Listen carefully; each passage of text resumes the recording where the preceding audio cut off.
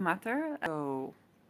Um, my the topic I found a bit of a difficult time to delineate the question that um, the brought the topic, and I won't say it in detail, but I will mention the topic because the topic is interesting. Um, Venus is currently in Pisces, so I wouldn't expect that. But the topic at hand is actually the worldwide family. And Pisces is traditionally ruled by Jupiter, which is also the planet of travels and traveling. And when I say the worldwide family, I'm talking about a situation where we have a lot of couples that have real estate together, that are of different nationalities, and one person wants to grow the children here, one person wants to grow the children there.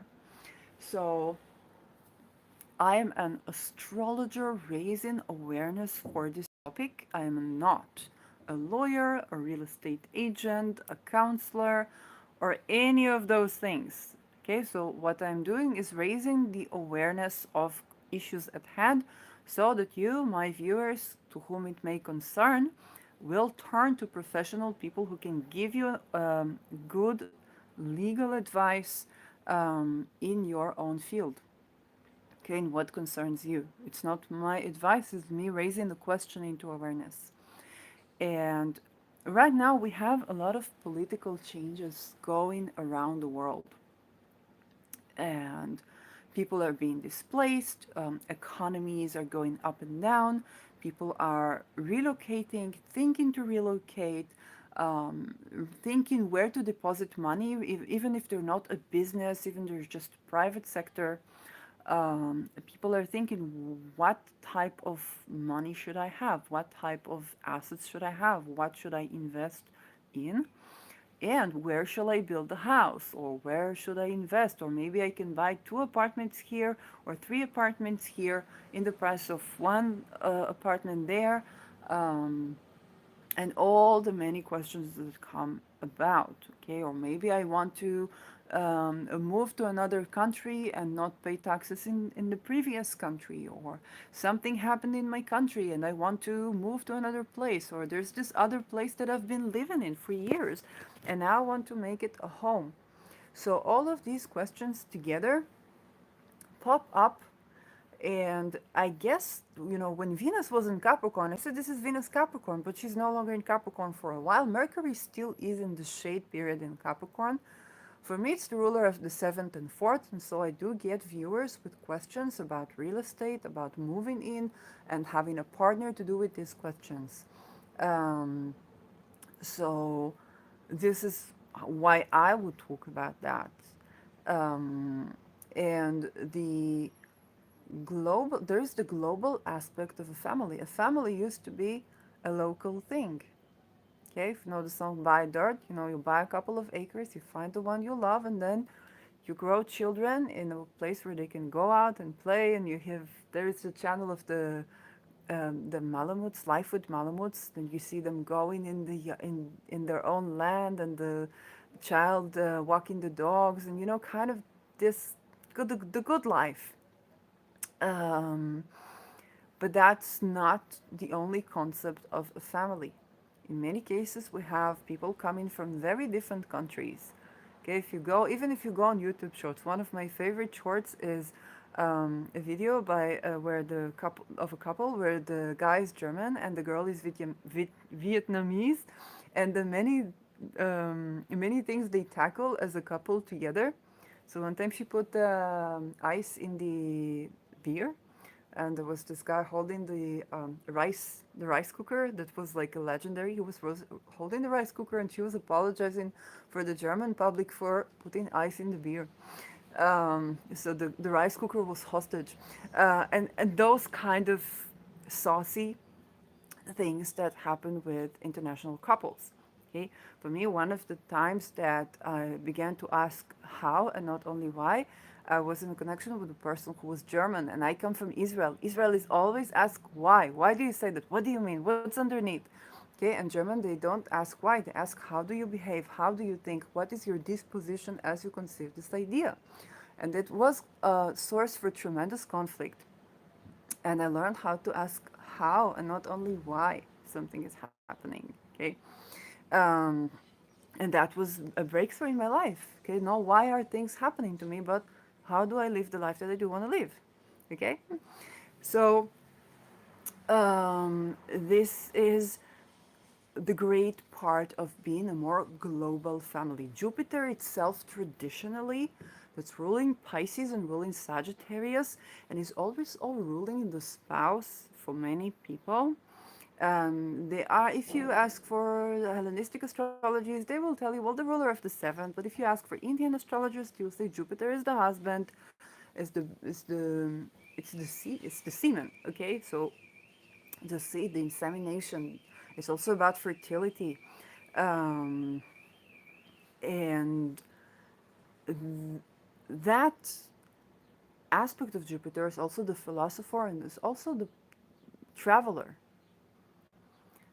So I don't know historically if that is true that people would travel to meet their partner while traveling. We do know that people tend to mate more when they travel. This is true. This is just it's just so. We know that, we understand that, but we don't necessarily associate that with Jupiter, with the spouse. But sometimes that happens too, because we do learn a lot about life and the worldview, and in relationship, it's important to have compatible religious views, or views that can get along with each other. And Jupiter is just all that. So surprisingly enough, Venus in Jupiter's sign is also about the global family. I did not see it coming, but this is so true. Like how did I not think about this? Okay, the concept of a family becomes liquid. Okay, not only in terms of gender, that's more Aquarius, that's more Mercurial, but actually in terms of the lands, the culture. And then we have different lands and different rules, and then we have the family. Now, what happens both when you marry, but also when you take into consideration for modern couples, we sign our divorce agreements before we sign our marital agreements. Okay, if we talk about prenuptials, if we talk about all the things that you need to agree on, what happens if something happens to my wife, to my husband? Okay, what happens if we decide that we no longer want to live together? And sometimes with the global family, that can be that something happened in the country and at least one of the people wants to leave, or two people want to live but not to the same place. So the issues at hand are not only, oh, we have this real estate. Sometimes it is, um, if the person in most countries, the person that wants to go back to their own land, okay, to the abroad land from the land where the children currently are and have the citizenship, the country will tend to keep the children within the land. So let's say, you're half American, half Dutch, and you have your children and you live in Netherlands. You live in Netherlands, Holland. And then one of the American person wants to go back to the United States. As far as the Netherlands government is concerned, the default is that the children stay in the Netherlands. And it's nearly impossible. I think I have not seen a verdict, but I'm not a lawyer, so I don't know enough. I think I have not seen a verdict that was supporting of the person that wanted to move to another country. The children will usually stay in the land. And it's very difficult. Even if, God forbid, there is abuse of one of the parents, usually the children will stay in the land. You cannot go back to your own country and have shared custody or the children traveling. the land knows, the country knows that the minute the children cross the border, it's very difficult legally to account for them. And so they will not tend to go with the parent who's going abroad from the country where the children are now living. Okay? You need to know this before you marry. Okay? I talked about prenuptials and civil partnership, and for example, if you go for a country like Netherlands, if you get married in Netherlands, like marriage, then you're tied in for 12 years after 12, not two, 12 years after your divorce financially. Okay? And it's not just tied in for the purpose of paying for the child, it's tied in financially for everything that it means. This is as far as I know. Again, I'm not a lawyer. But then you have civil partnership. And civil partnership, you're not tied at all after divorce. But in order to acknowledge the children, you have to go through a formal process of acknowledging the children. Okay? If I'm not mistaken, when I got my Dutch nationality, my father had to acknowledge me. Okay, they didn't just give me nationality because I turned 16. No, my father had to acknowledge me. And because he agreed to acknowledge me, then this is also why I address him as my father, by the way. He made a legal step that acknowledged me, that allowed me to get this um, citizenship. Okay, even though I was not on the land because I could not live there, housing crisis, whatnot. Um, and this is the case for many countries. So if you go through marriage, you can go through legally binding decisions after you divorce for even a decade, sometimes for your entire life. But you don't have to go through any legal process. The children, you're like, this is, people do this for the sake of the children. But then, if you want to maintain your rights, if you want to allow for civil separation that is honest, that is fair, or have a prenuptial that is accepted by the rules of the country, because not every prenuptial is accepted by the rules of the country, and you also need to be aware of that. Again, I cannot consult you. I cannot consult legally on that.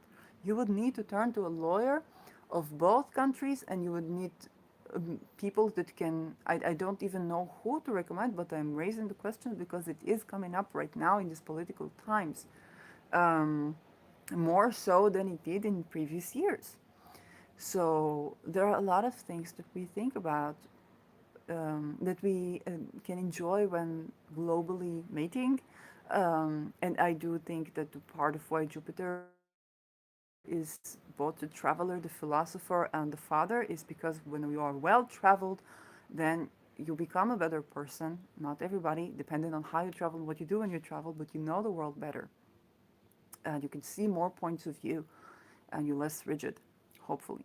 So, or you can understand why a person comes from a different point of view. Where is it coming from? For example, on Twitter, there was a post about Venus in Libra, and they said Venus in Libra is flirty to please other people. And I was thinking about Italy. This is a very Venusian country, and in Italy, it is the culture of like flirting is the culture of being polite. If you go to a restaurant, I don't know like now because I haven't been there in 15 years, and I would love to come back. But if you buy coffee in a restaurant, or if you do, like, whenever you meet a person, they flirt with you as an act of service. This is a part of giving good service to a customer, like, in America they say the wow effect. Then they're flirting with you to give you a good feeling. Okay. For me, it was very difficult when I was in Italy the first time as a woman. It was very difficult because like everybody flirted with me, and I come from a culture where it's not like if somebody flirts with you, constantly ask why. What do they want from me? What like? So it was very difficult and very triggering, but also very nice and very exciting. Okay, that was different. Um, so you know if a person is behaving this way and they're Italian, they're not being superficial or being vain. They're just displaying a certain cultural behavior that is considered polite. Okay, they're not sexually harassing you, they're just being polite to you. Okay? Of course, if people are sexually harassing, that's not a cultural thing. But if somebody flirts with you and you seem like, oh, this like, why are they doing that? Like, can't they see that I'm married? Can't they see that I'm dead? No, they may be Italian. They're just being polite to you. Um, so all of those things are wonderful, and there are serious, like Saturn-like questions to be concerned about. And I think Mercury in Saturn sign is ruling of those agreements, the long-term legally binding agreements. So one of them is marriage. Who is going to be with who? The children thing. I think it's really important, especially for my viewers of, any channels that deal with traveling, thinking, whatnot, other myriads of philosophies. Then it's really important to know and understand, like, what is the standing of the state and what is the interest of the state. The state wants to protect the children. Of course, every state will believe that the children are best in their own state. Okay, I know there is a lot of corruption in welfare systems globally around separating children from the families. Refugees are suffering from that a lot, whichever refugees in whichever country. Um, but also not only refugees, of even locals. Okay, they can suffer from that, and there's a huge problem with children. If the child says, "Oh, I endure violence," then they're taken back to the family. Okay, the welfare asks, "Where is your family?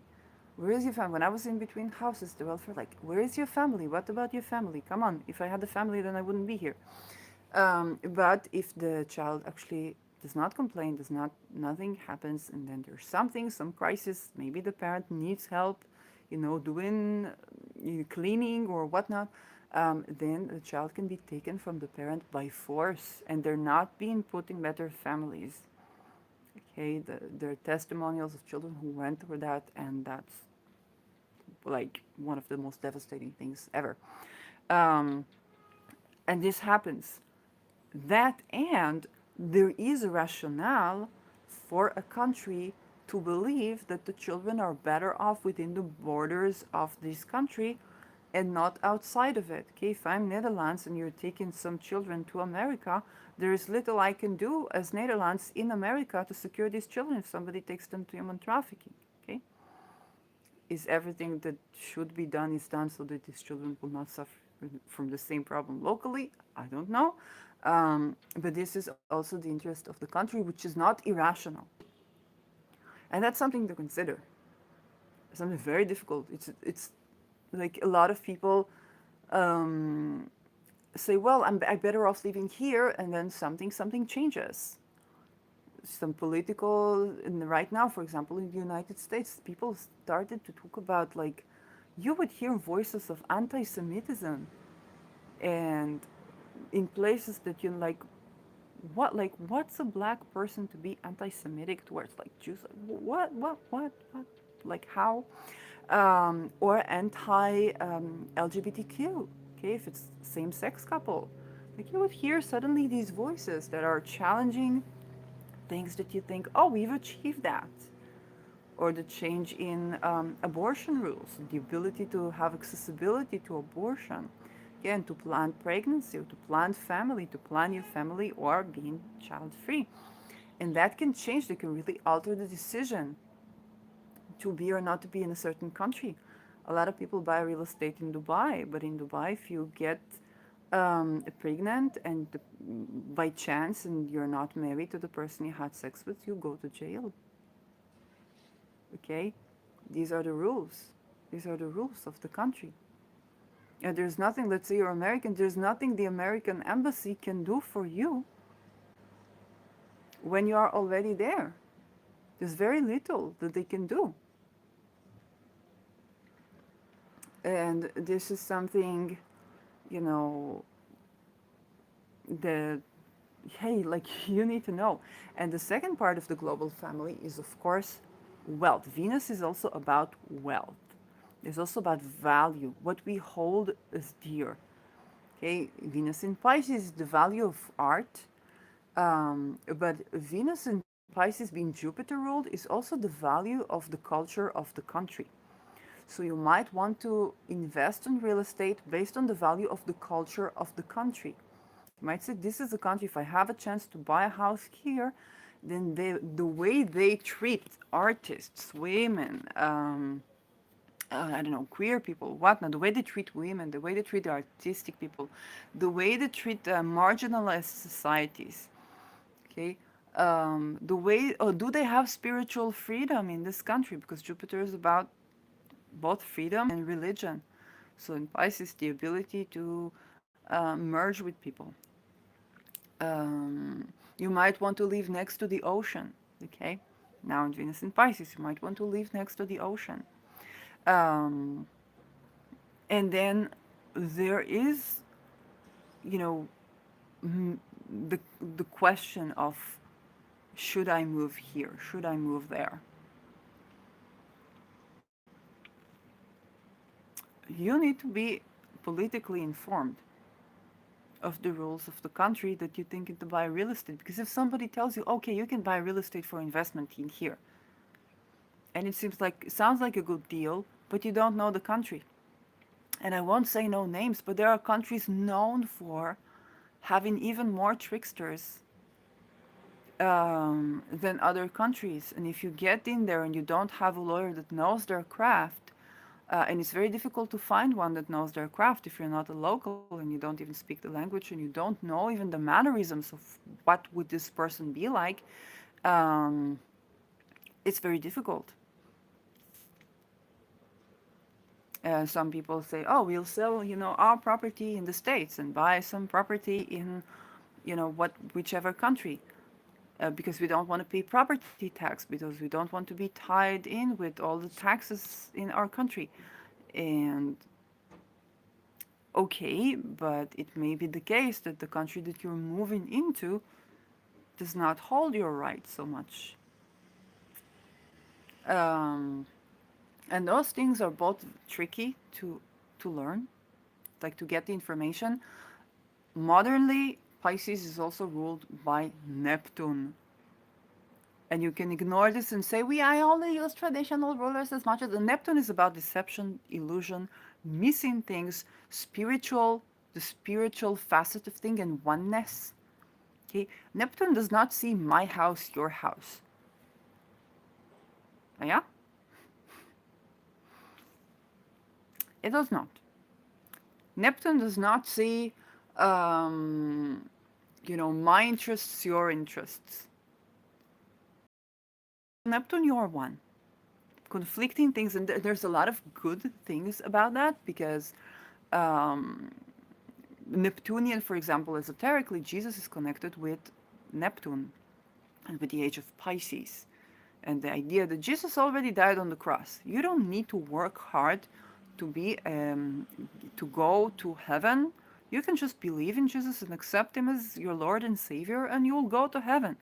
Okay, accept that you're a human being. You're gonna do things that they call it sinners. You're gonna sin every now and then. So this is the Neptunian view. It doesn't care who you are. Okay, in the face of the Lord, you cannot, from Neptune's perspective, you cannot ever be the ideal because you're human. You're fleshy incarnation, but your soul is ideal. It already is ideal. It already has been ideal. You cannot corrupt it. Okay, so for people who believe in Jesus, then they will say, "Oh, Jesus already died on the cross, so he suffered. He was the Messiah who suffered, so that you can, it depends on the stream of religion, so that you can be saved. All you have to do, you don't have to do anything. Just believe in Jesus. He will save you, and you can go to heaven. Okay, you don't have to work hard.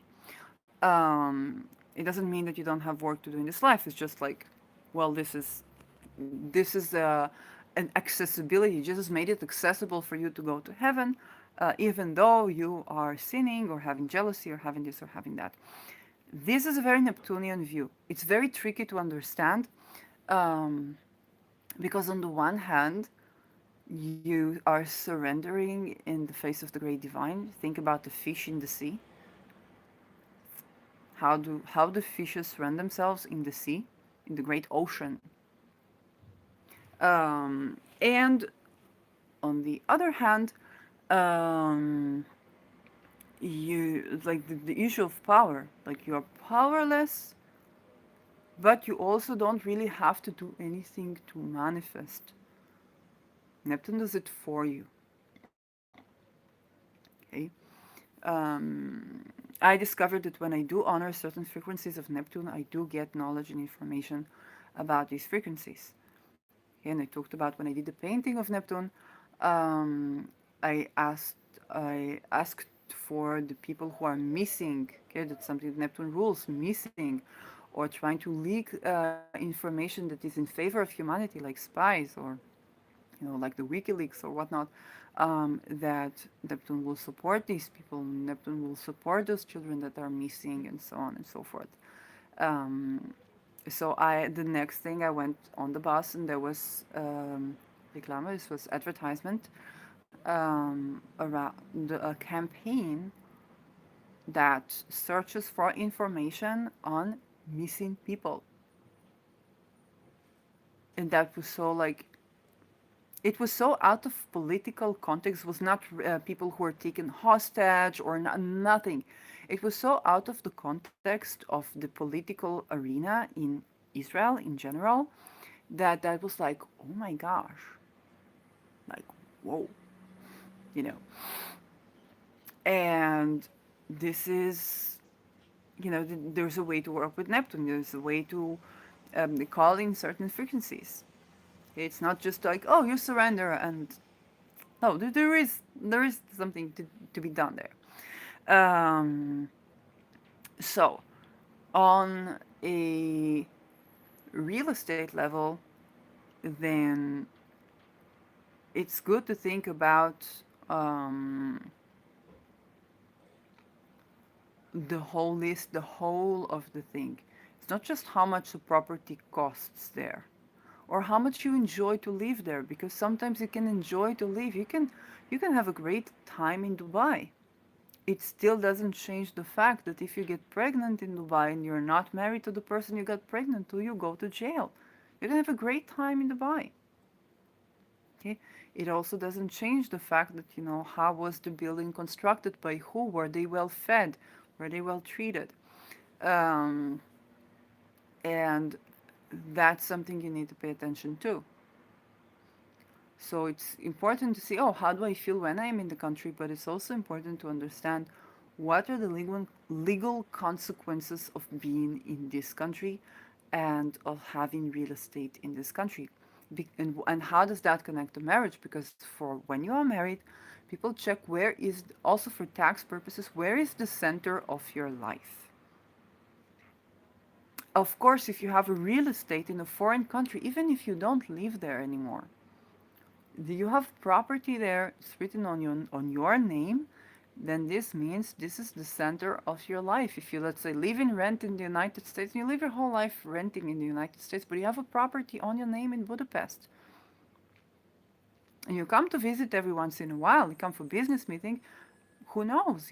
I am not a lawyer, but there could be good reasoning for Romania to pledge that the center of your life is in Romania. Okay? And you have no right taking your children outside of Romania. Okay? Let's say if they go to school there, um, even if you are renting in a foreign country. Like there can be many difficulties in many places. Understand also, even if you haven't married yet, couples go through many times. There can be separation. There can be a couple of months or a couple of years that one person is living in one country and the other in another country. There can be separation due to work. There can be one child being schooled here, another child being schooled there, and those schools, like maybe one child is in an international school and then the next one is in a local school.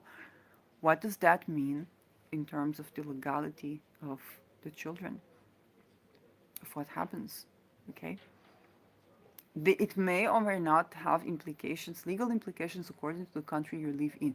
Again, this is a video. What's good about this video is that I am not a person who can consult on these things. And so the content that I bring is just the person who's been aware, is becoming informed, and being aware of the many questions to ask yourself before marrying, before taking commitment, or if you already are in a situation, in a juncture in your life, then you're thinking maybe I should move to this country, maybe I should sell my property and buy property there.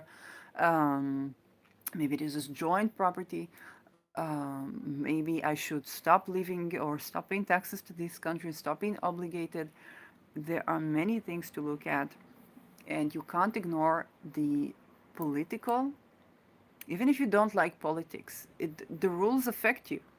What happens politically in this country affects you.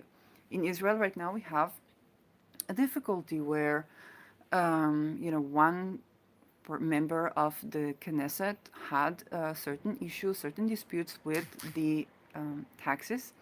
Oops, the Aryeh Deri case with the taxes, and he claimed he arranged these disputes. And then somebody else claims, the state claims, oh no, you did not. Like you promised, you wouldn't go to the government, and maybe they didn't think he would be elected for to be a member of the government, but he was. And now there was this big dispute, so the government tried to make a rule to overcome the decision of the Supreme Court. And then we have a big issue because, hey, there is corruption in the juristic system. That being said, we also don't want to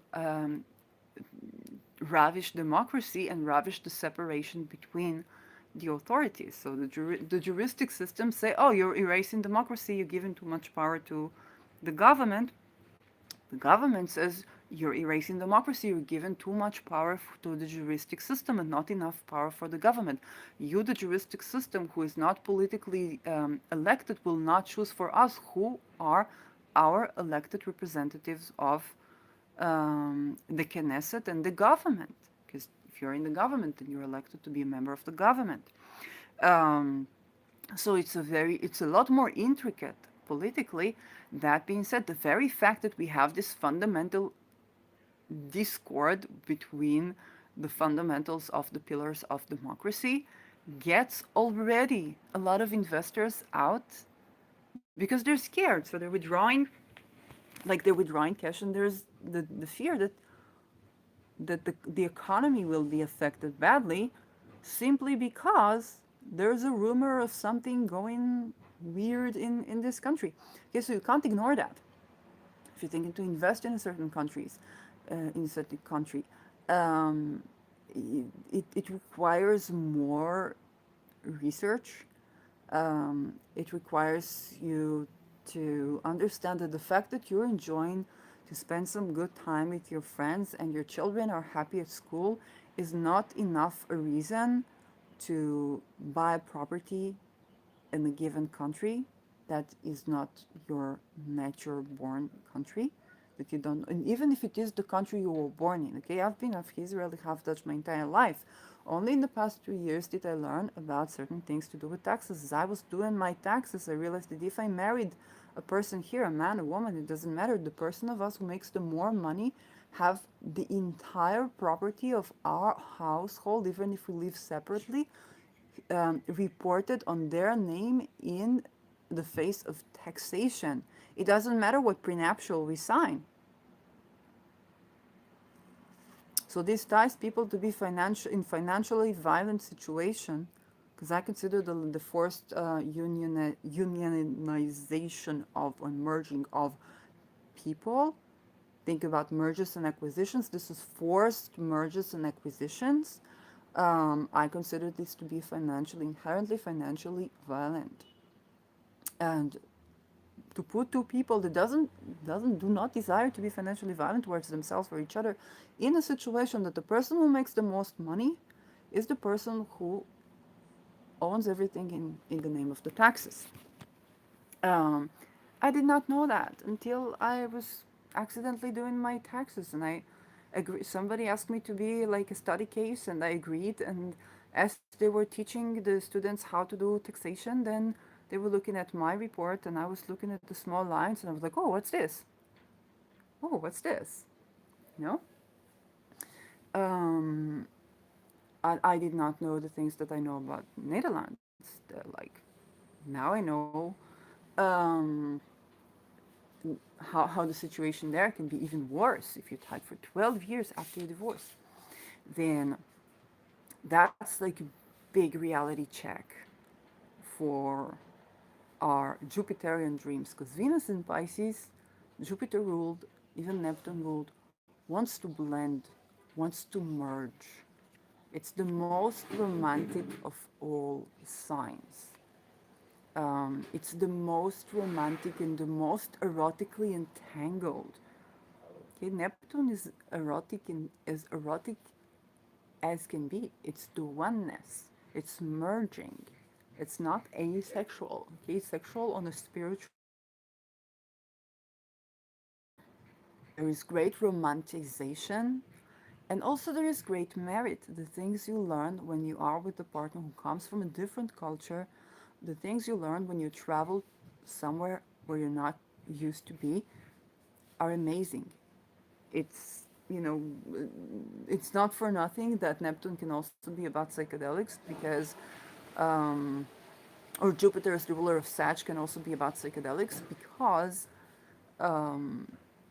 the psychedelic experience, and I go by listening to Terence McKenna. I did not do like the most drugs I'll do is aromatherapy, but the concept is that the concept of getting merging with the consciousness is so different from yours that you get to see the world from a different point of view. It's something that nothing else can provide. And this is also the erotic quality of the longing that we have. It's not just the longing for the ideal, it's the merging with that which is so distant. Okay, Neptune is the most distant planet, outer planet from the Earth. So the merging with that which is the most distant that we can even conceive, this beyond our ability to conceive, this is why it is so ideal and can also be very much devaluated. Okay? Venus in Pisces now have the tendency to create those mergings and those blendings.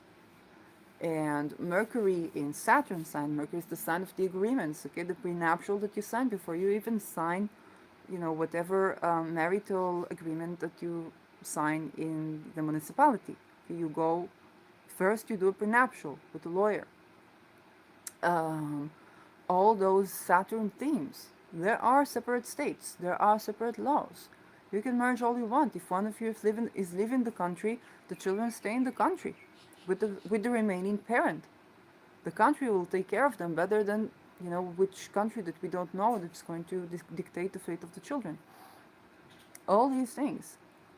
Okay, um, and that is a really important presence, a really important joint forces of Mercury, which is agreement, and Saturn, which is banking, which is rule, which is bureaucracy.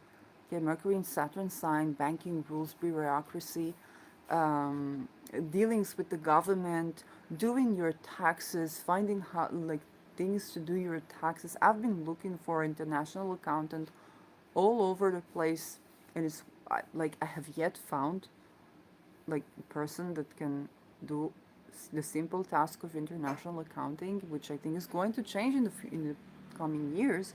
But just to know what service can I offer my viewers, what service I cannot offer my viewers. Okay, if I make money from YouTube, then who do I pay the taxes to? Okay, all these simple things. It's like I want to abide by the laws of the countries, yet it's not so accessible as you would think that it should be by now. Um, and all of these arrangements. Okay, this is Mercury and Saturn. There are also things changing around those things. There's also increased awareness because there are more people dealing with the problem. Okay, when you want the problem to be solved, you spread the problem. This is Neptune is also viruses. What happens following COVID?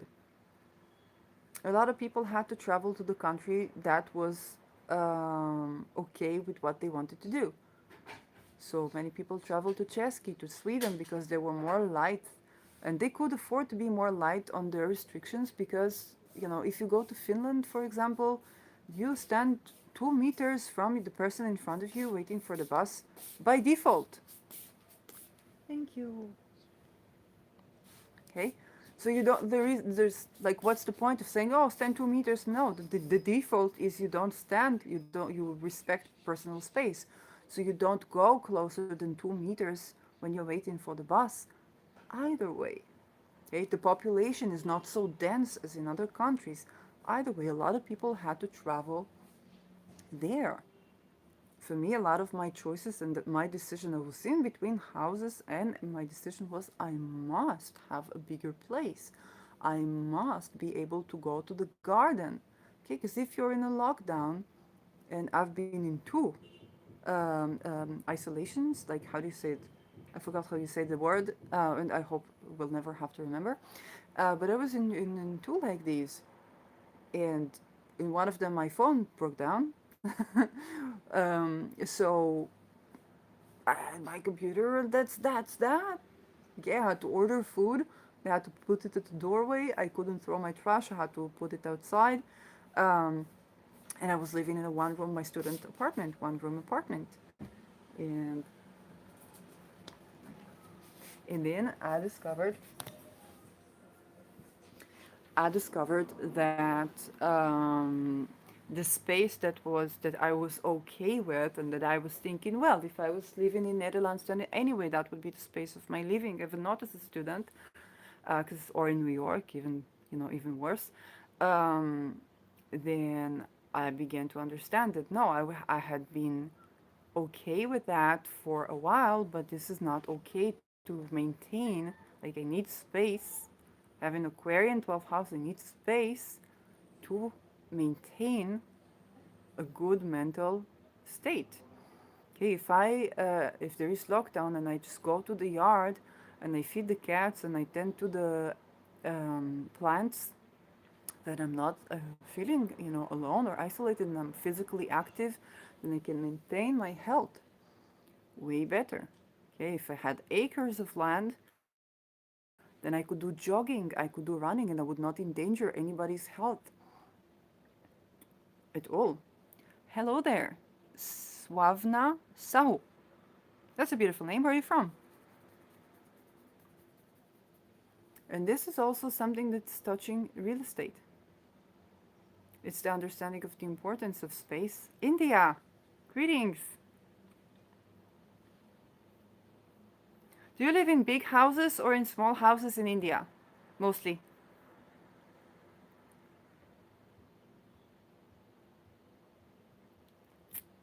And another thing that COVID changed, we ascribed it to the social distancing of Saturn in its home sign, but virus is Neptune. COVID also changed our relationship with medicine. Okay, and that can be good or bad. For example, I learned that I'm half Israeli, half Dutch. I've been in Netherlands, and I've learned that some Israelis that have the ability to go to Israel for doing their teeth or simple medical checkups, they prefer to fly to Israel and do their medical checkups in Israel and keep paying taxes to Israel, than to wait for the public services of Netherlands. And I was like, oh, really? So apparently we have some of the best medicine in the world. Um, and on the other hand, there are some people who had effects or side effects, maybe from masks, maybe from the vaccines, or maybe even from COVID, okay, and they were not listened to, or they didn't believe that this is from COVID, or they didn't believe this was from the vaccine, or they thought they were just joking, they were just kidding, or just trying to get away from not putting a mask, and all these things. It made a lot of ruptures in the patient-doctor relationships worldwide. Metros like Mumbai, which is concrete jungle. Wow, wow. I'm sorry to hear that. I hope the situation will improve, and I um, bless you people. A whole blessing for you people to have better living conditions. India is funny because India is like, I think I think a very high percentage of our engineers are of all professions and service people and producers, because India also gives a lot of outsourcing services for production. I think even of masks is India. And the people in India are not having any of the conditions that, you know, um,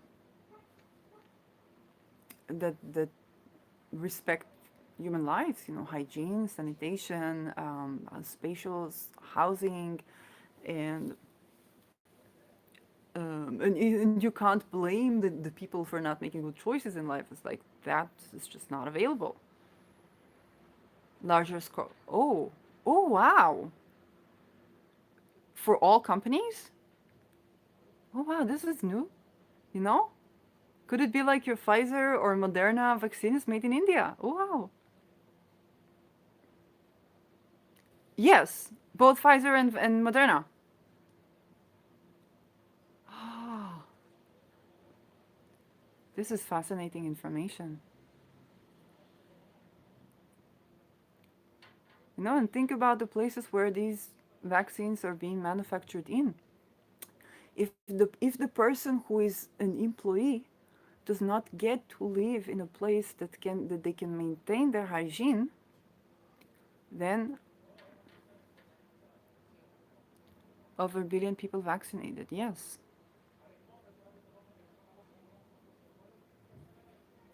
Yeah, the center of a lot of our engineering and applied sciences and simple services like customer services are often outsourced to India, where you call it probably, I don't know if Amazon or Google, but a lot of great companies are outsourcing their customer service or marketing to India.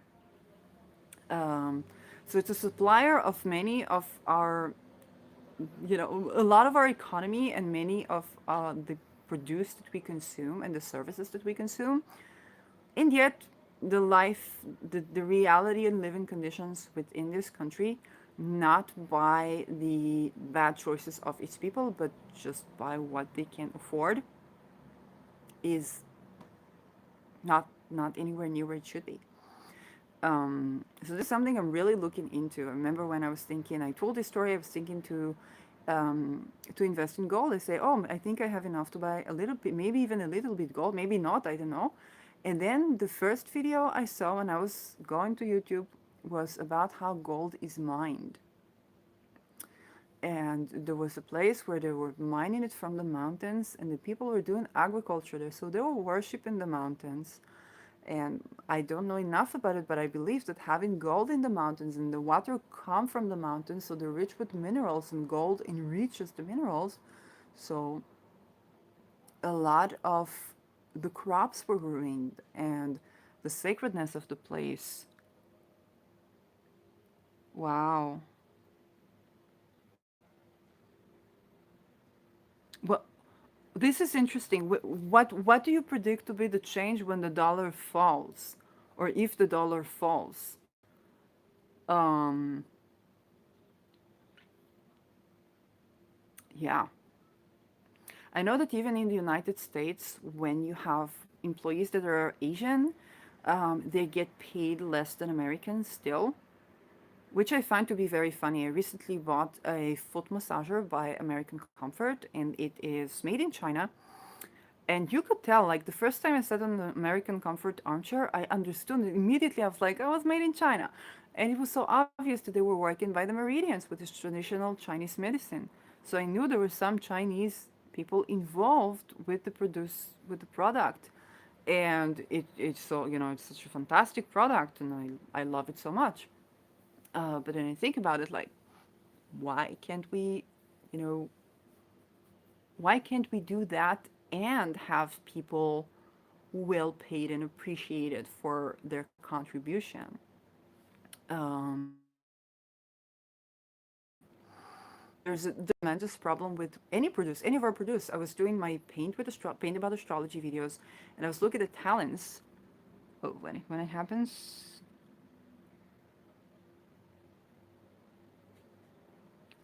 yes, I absolutely think it is true.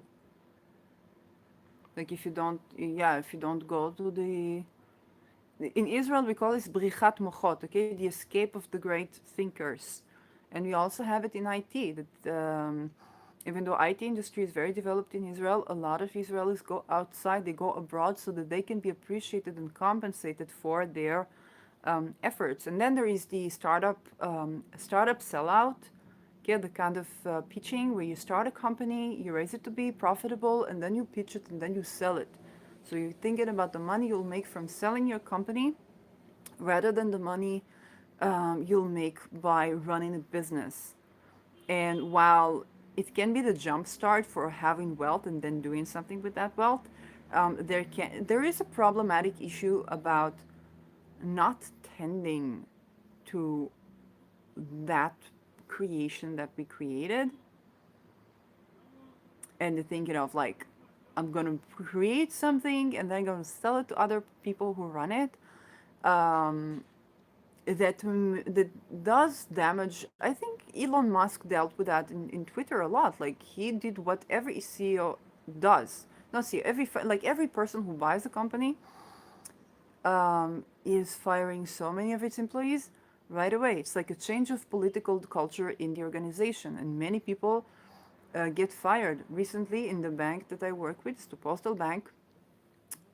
It was bought by a private company. It was allowed to be bought by a private company, and I was just this Friday. I was to purchase some foreign currency, and I saw that there were like two people, two officers, two clerks, and some people are elderly people. Some people have like the disease or something that they cannot wait in a long line, although it's a small village, and they were found themselves waiting so long in the line because there were only two employees and so many people were fired. And this is the part of every purchase, every acquisition. I don't think merging so much, but acquisition of companies is just a side effect. Elon Musk has been singled out for it. I think that the criticism that was turned to Musk was mostly about the things that everybody does, but he was singled out for, rather than the real things like eggplanting your ex-employees as you fire them. It's like no, that's sexual harassment. Like that's not what should be done.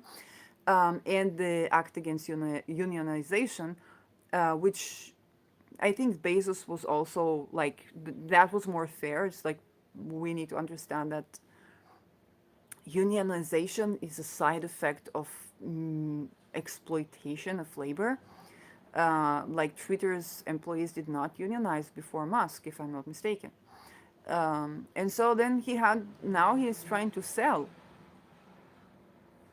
Yeah, now he's trying to sell because he left like the what he was instructed to do, okay, because these people, they don't invent the wheel, okay, they read their own structures, their own books, they go hand by hand, and generational wealth. So what he was indoctrinated to do in the position of a person who buys a company yielded in this time of fortunate political change a situation where now he has to sell the company. It's like what he's been told that this will help to run the business and weed out, the people that are not hardworking and so on and so forth. But it's like it was inhuman. It will no longer tolerate this. So this is a blessed change. Okay, don't wish bad upon Musk or anything like that. Not at all. By the public, as any person who does things that are not appropriate should be held accountable. But I understand that like people were indoctrinated that when you buy a new business, you do this tremendous change from the core, so that you can change the political culture, so that the new brand can be elegant and diplomatic, can actually be good. It's like, okay, there was this acquisition, we have this vision.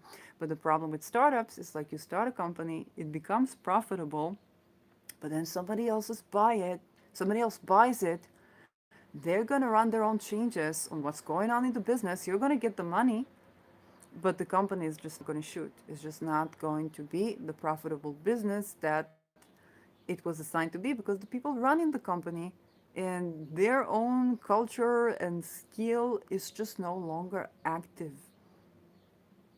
Okay.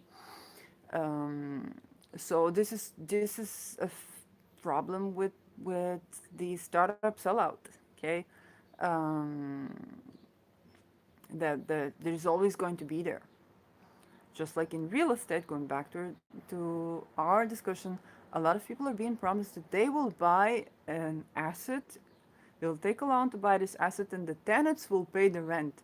And it sounds like, you got the government by its balls. Pardon the French, but this is business language, and you can see how dirty it is sometimes. Okay, how in journalism, they would say for certain things that are absolutely gore, like murders or something, they would say this is a sexy title, this is a sexy story, when there's nothing sexy about that. So in business, you say that you got something by its balls. Again, you got the bull by its balls or something like that. It's like really weird language. Um, and people are marketed that well, they actually don't know what it's like to run an apartment, to manage risk, to understand that, hey, something political happens, inflation, your tenants can't pay the rent. There was a recent story with Tshuva company or Yitzchak Tshuva. I'm not saying Yitzchak Tshuva because I don't know who gave the orders and I don't know who manages the company, and then he has to take the name because it was done in the company by his name. And they had to evacuate people in their own neighborhood where they have in Israel that could not pay rent, and so they paid the police to evacuate these people. And then I don't know who was the person who conceived this idea and what were they on, but they thought to charge the people who could not pay the rent, for the um, money that had to pay the police to evacuate the people. So the people were evacuated, and then they wanted the people to pay the money for the police that came to evacuate them. So so just the fact that that our police force is on sale for landowners to do whatever they want, within law, within this, within that, okay, but like just this thought that our police force is on sale to private landlords is problematic. And of course, like if somebody cannot pay the rent and that's why they are evacuated, of course they will not have the means to pay whatever expenses you're demanding them to pay. So, like, why did you think you're gonna get this money? And those things happen. People don't pay rent because they want to not pay rent. This is not, you know, this is not the case. Um, on the other hand, like people would like to pay rent with their credit and their checks because it increases their credit score. So if you pay rent and you're using credit, okay, if I'm signing checks and those checks are written for the next month, and if I give 12 checks to my landlord and these checks are for the entire year, this is my credit score. Okay, then of course I have reasoning to do that and I have reasoning to pay it because this is my credit score. When I'll come to take a loan to buy a house, to buy land, then they say, they look and they say, oh, this person has been renting for so and so years and their credit score is okay. And so, and what this thing they have an explanation for, that thing they have an explanation for. And now they give me good financial reasoning for how they're going to accommodate for the current property, what they're going to pay with. Now, when the reasoning is the tenants will pay, and the bank is like, yeah, okay. The bank doesn't care. The bank is going to put both you and them out, and they're going to take both assets. If you're buying and renting, they're going to take both assets. Now it belongs to the bank. So a lot of people are being, we go back to the issue of global family. One of the family members is being tempted, and Neptune is also trickery in the sense of scams. Okay, one of the persons is being scammed to think that they're making a good financial decision, and the banks tag along with that, so they think the bank must know. Like if the bank thinks that it's okay to give me this loan, and they do like risk management. They have people who do accountants, and those like, if their risk management says it's the bank, it's not the black market, tells me that I should take this loan, that this is okay for me to take this loan, and this loan is always to improve my assets, to improve my visibility, to improve, to get a degree or whatnot. Then the position is like, oh, well, the bank thinks that it's okay to give me money, so I'm probably running good with the money, and I'm probably in a good financial situation. Otherwise, they wouldn't give me this loan. And they said that the tenants will pay. So this is, if the bank gives me money, this must be a good deal. And this couldn't be farther from the truth. Okay. There used to be times in the economy where that was okay, where you could pay. There's in Israel, it's called the Meimavtach, where you could pay for an apartment that was public, and then if you were owning that, if you're investing in this public housing, like Section 8 in the United States, they were being offered in as Israelis, and this is like, it's not a scam, but the way that it's not anywhere near what Section 8 should be receiving, and therefore it affects the situations of the apartments, which is on the investors to repair every 9 months, and even less, okay? Because if people that are veterans, people that said no to violence, this is how a person becomes homeless. Okay, they said no to violence, they're veterans, or they suddenly went, they got fired, and they can't find a job that respects them. They've been doing the thinking and thinking, okay, I wouldn't have this medical condition if I would not be overworking or working in a position that does not contribute to my well-being. It's like, oh, I can make this money, this much money for security, and say, oh, but then I compromise this and I compromise that. Now I become sick. Okay, and I'm holistic health practitioner. This is the people that I meet. Okay, this is the people that would come to me, and the person that would come to me with an ailment. And yet, if that was having anything to do with work, then they have been choosing the wrong position. This a part of my journey was doing this myself. Okay, started working as credit card company. Before that, I worked in McDonald's. Later, I worked in insurance, and those were all great positions. But I'm also a creative person, and I started suffering. Okay, so Leo is in my sixth house. Now I know it says as an astrologer, Leo wants to be the star of the show. And I started suffering because I was not performing. I was not doing something creative with my life. I was not teaching. Okay, Sagittarius, my 10th house. And literally, I've had, one of the people who fired me, the accountant of the place, you make so many mistakes. Like, you can't be an eternal student. And I'm like, but this is the only thing that I can actually commit to, is that I'll keep learning and teaching. But that was a journey of self discovery. And that held health implications. Okay, I would get an ailment. Suddenly, I cannot stand for long hours on my feet. I wouldn't be able to talk. I would need to go to the bathroom every couple of seconds, and I didn't understand what is wrong. What is wrong? Why am I getting so many ailments? And I started looking at why is this happening? Because I was afraid. I was thinking first I'll get a job, then I'll do creative stuff. But something there was not building up, and then I made all kinds of revolution in my workplaces, and for labor threats and all these things, and like really, I have Uranus in my 10th house, is the planet of revolution.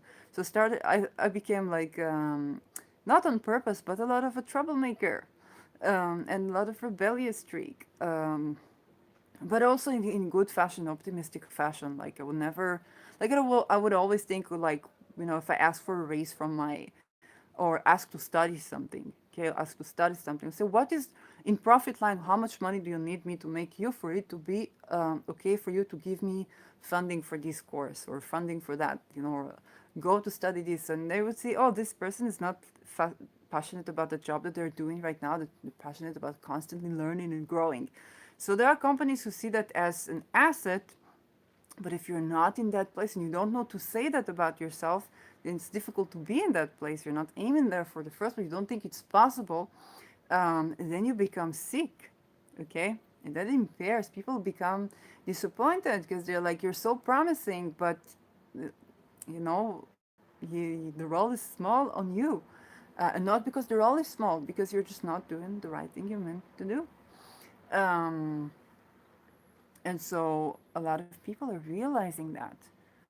They're realizing that a lot of their health problem had to do with work, and a lot of the money that they spend on medicine was money that they might not have to spend in that way had they not been in this type of job, in this type of field. They will not take exploitation anymore the way that they used to.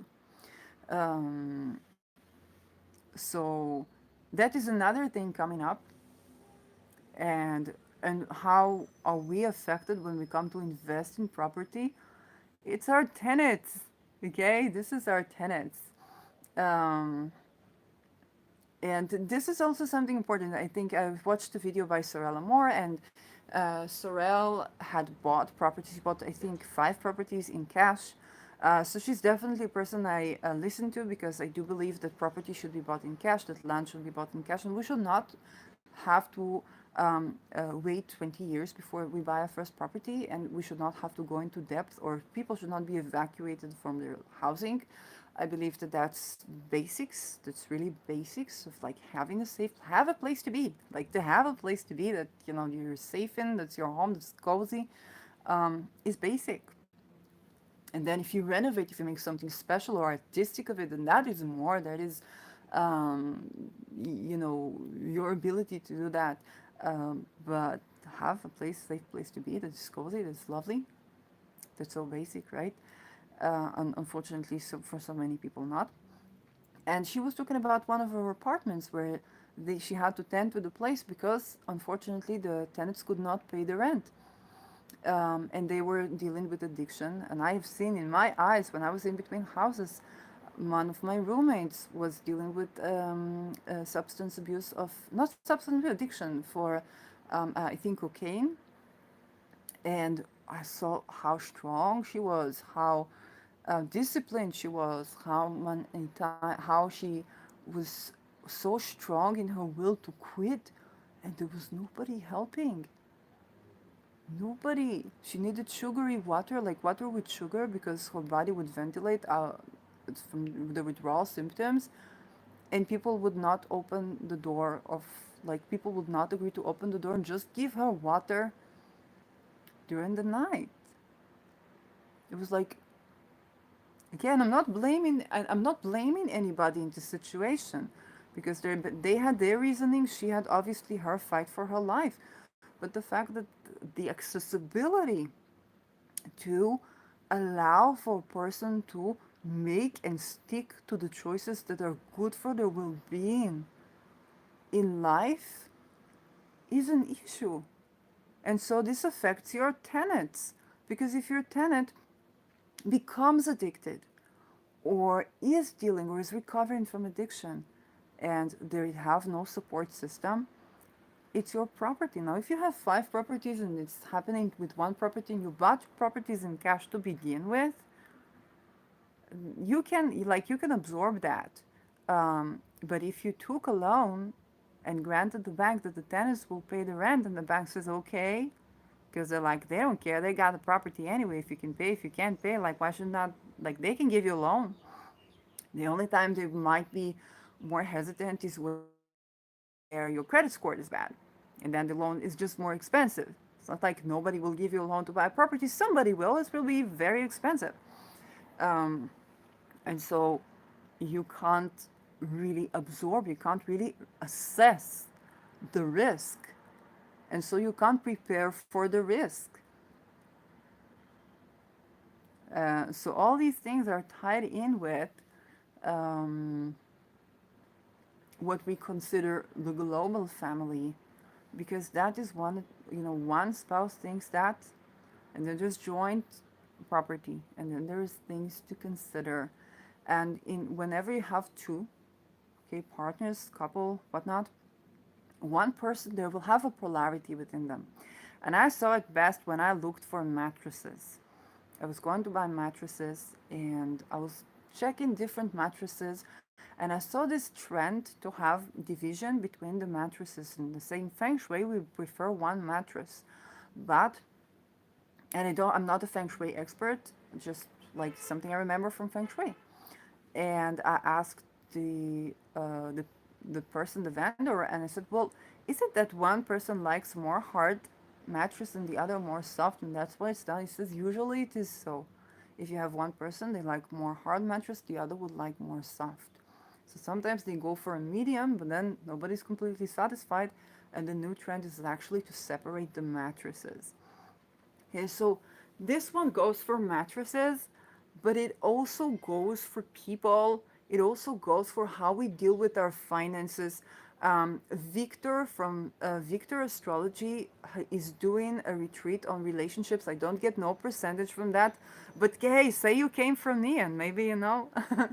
um, but I'm just it just comes in mind, and why not recommend a person that did a good job. So one of the things he spoke about was the eighth house, and how the eighth house shows like a hidden facet of how your partner has a hidden facet or something. For example, I have Libra in the eighth house, and Libra is about image. Okay, and that means that um, the more, and you can see me, I'm natural beauty. Okay, whether you like my looks or you don't like my looks, it's natural. And the eighth house is about caring how you look.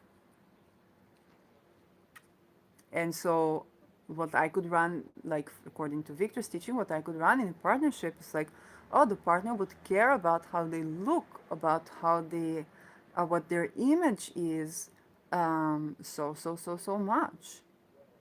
And when I was a child, I remember even like with my parents, it was like, no, no, no, don't speak, don't say it out loud. Like, what will the neighbors say? What will the neighbors say?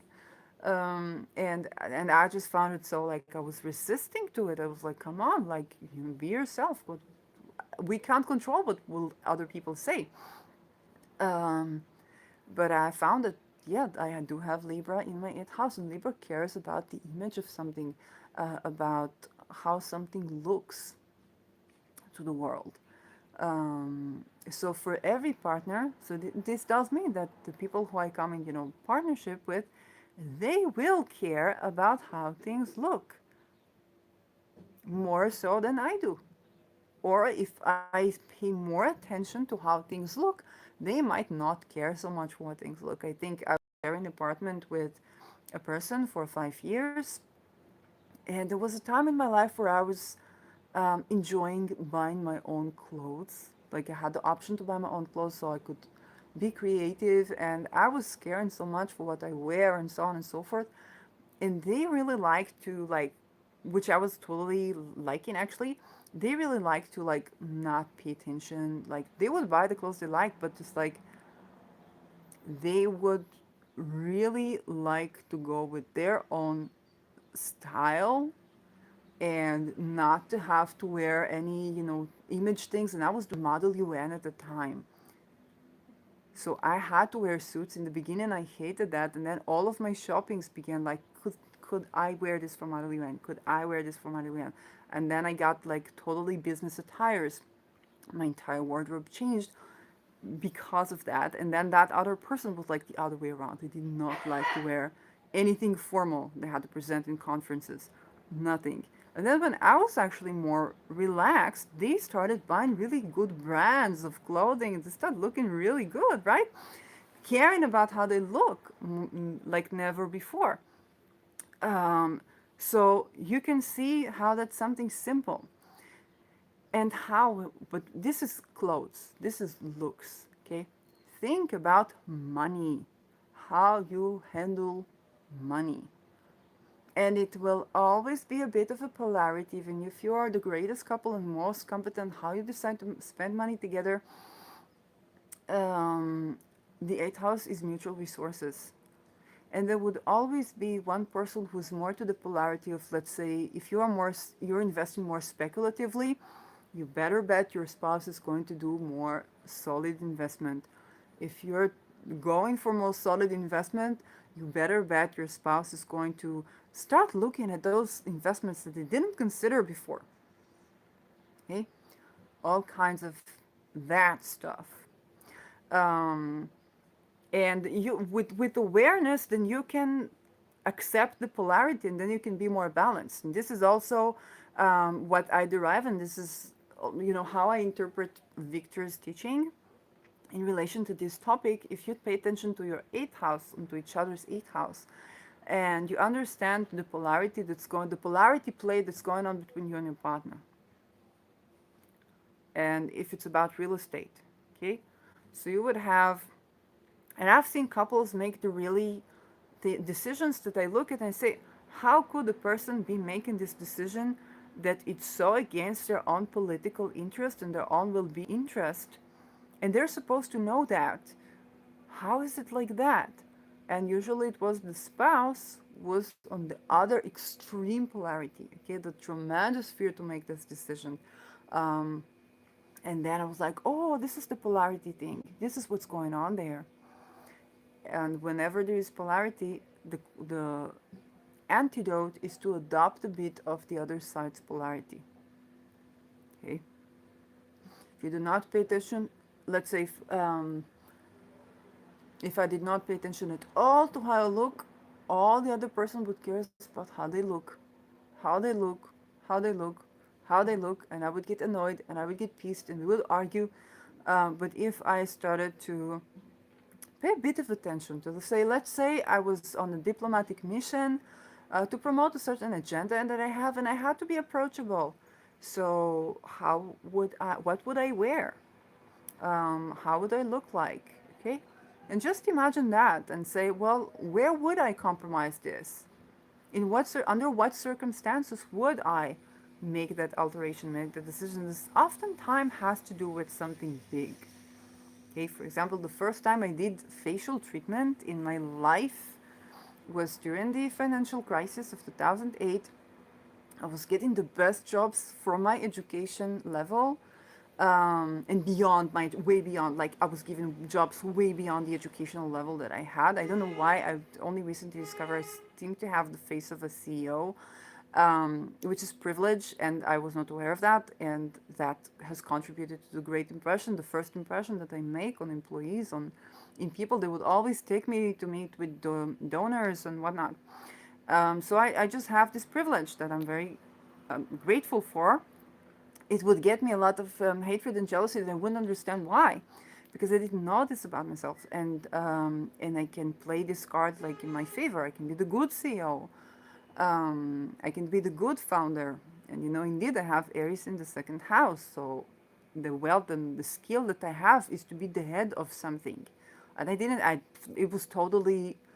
I have the Mercury in its opposition in Pluto. Pluto is hidden things. It's the ninth house, and it's like, everywhere I'd go, I've been homeless and people thought I'm the social worker. I'm like, okay, thanks for the compliment.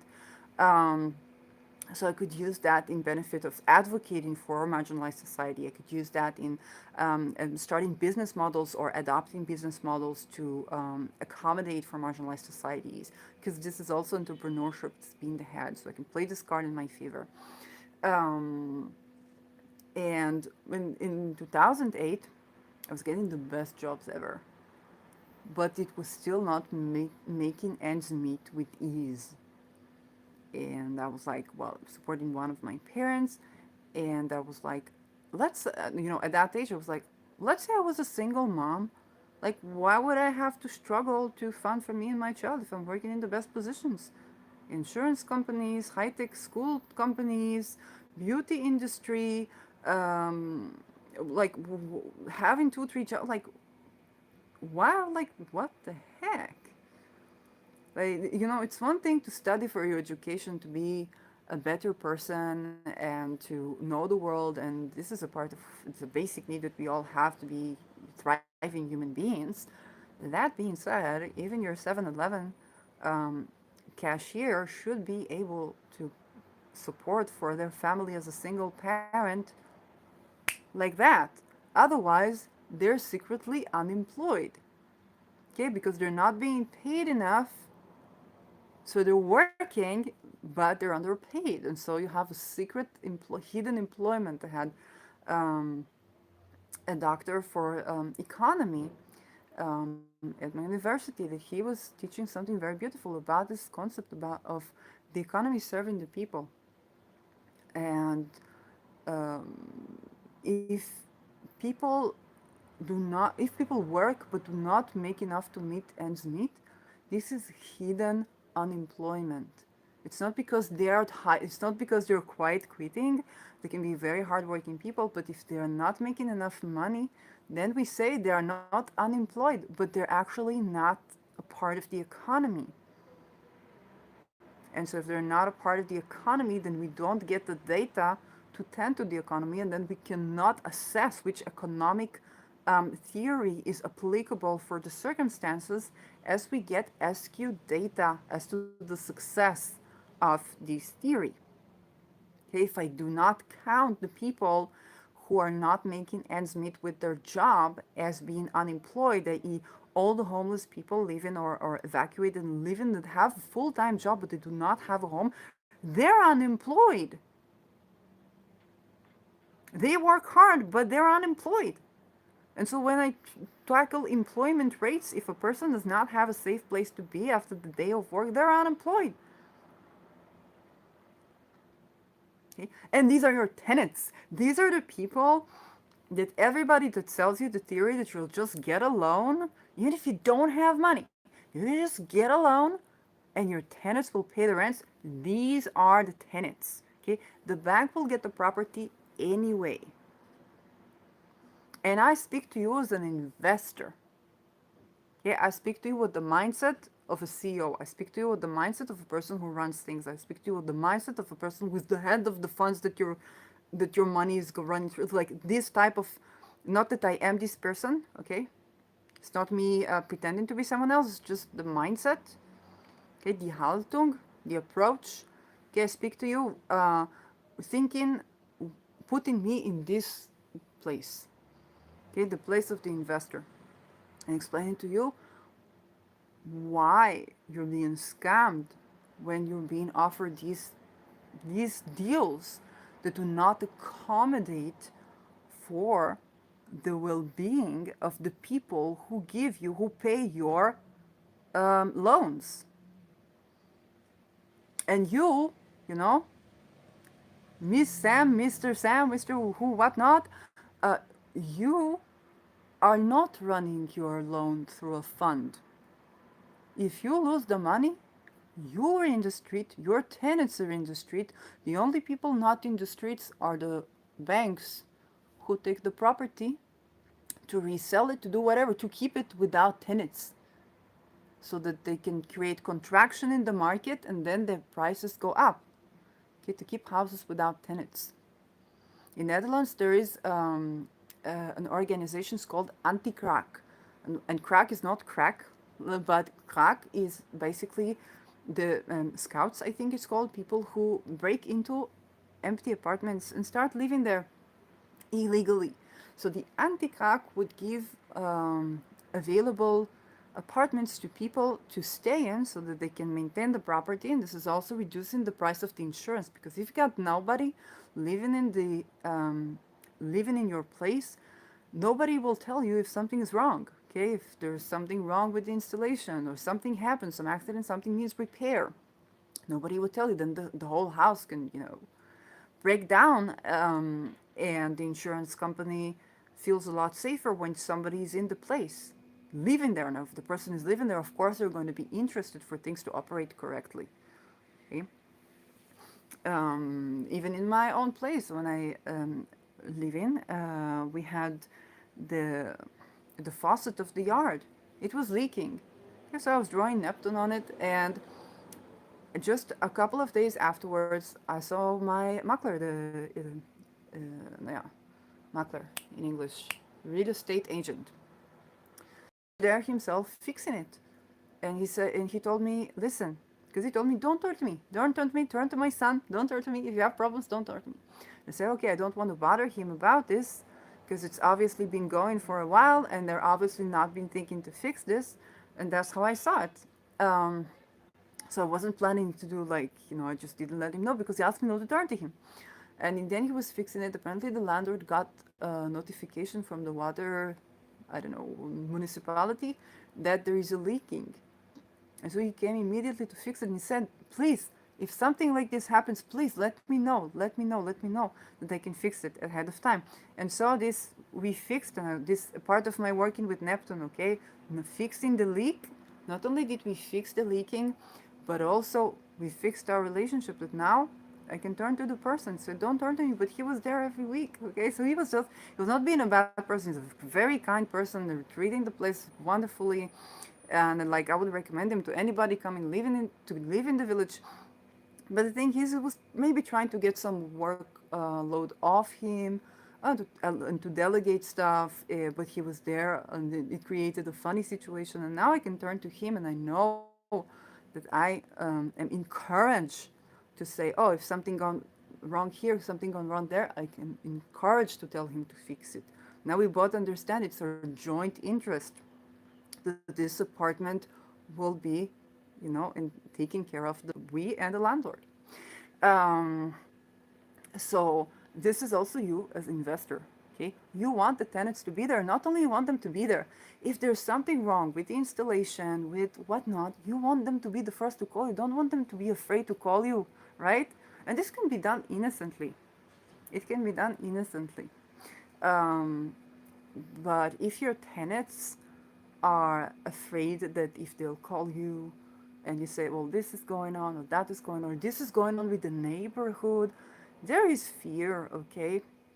If you let go of the property, that some big company will take over, um, and if your tenants not really knowing how they will pay rent for the next year, and it's a global problem, okay? It's not a bad choice that they made. They don't really feel like they have a place to turn to. And you need to be aware.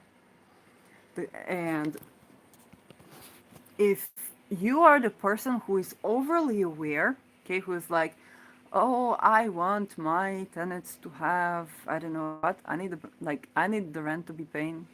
I need, and sometimes in business, this polarity can be positive. Okay, for me, when I see there is a business person, um, no, yeah. Well, I don't think it's a good example because he's not been like he has some things to do with certain treatments that he has to people that is not a good example for my purposes. Um, but the concept that if a company does something that annoys you, like I learned about the company of Tshuva, and again, it's nothing. I'm not singling Yitzchak Tshuva, like absolutely not. Actually, I think one of the people who are managers, like one of the managers beneath him or his son, actually made a very good decision to pay the loan that he had. He was taken a loan, and then he prepaid the sum of money that he was supposed to pay, but with the interest as if it was paid in the date that it was supposed to be. So this was a very good, very smart business decision, very attuned to the markets, attuned to the people, because people were judging him for taking so many risks on their own pensions money, because our pension is invested in what the actions these people do. It's called agach. It's bonds. You call it bonds, um, and so I don't say Yitzchak Shuva. Okay, like they made good decisions, they made bad decisions. That was coming as bad decisions. Like, okay, not only did you evacuate the people, and you had to pay, and you rented the police to evacuate the people because you had to privately pay the police to do that, which exposes some things in my country that has nothing to do with Tshuva or any other business person or business company. It's just like, oh, I did not know that my country allows for a private person to pay our publicly funded police force to do work for them where we don't even have enough police people to tackle protecting the homeless, protecting people who say no to violence, men or women or children. Like, we don't even have enough personnel for that, but we did have personnel to evacuate these people, and they were privately rented. That's a big problem. So hey, it's good to be informed. And B, I saw a person who's been so on the polarity of who I am, right? Who's been so on the polarity of my ideas around real estate that they were like, almost like the demon, okay? Then I'm like, okay, why bitch about what they're doing? Which I did. Which I did.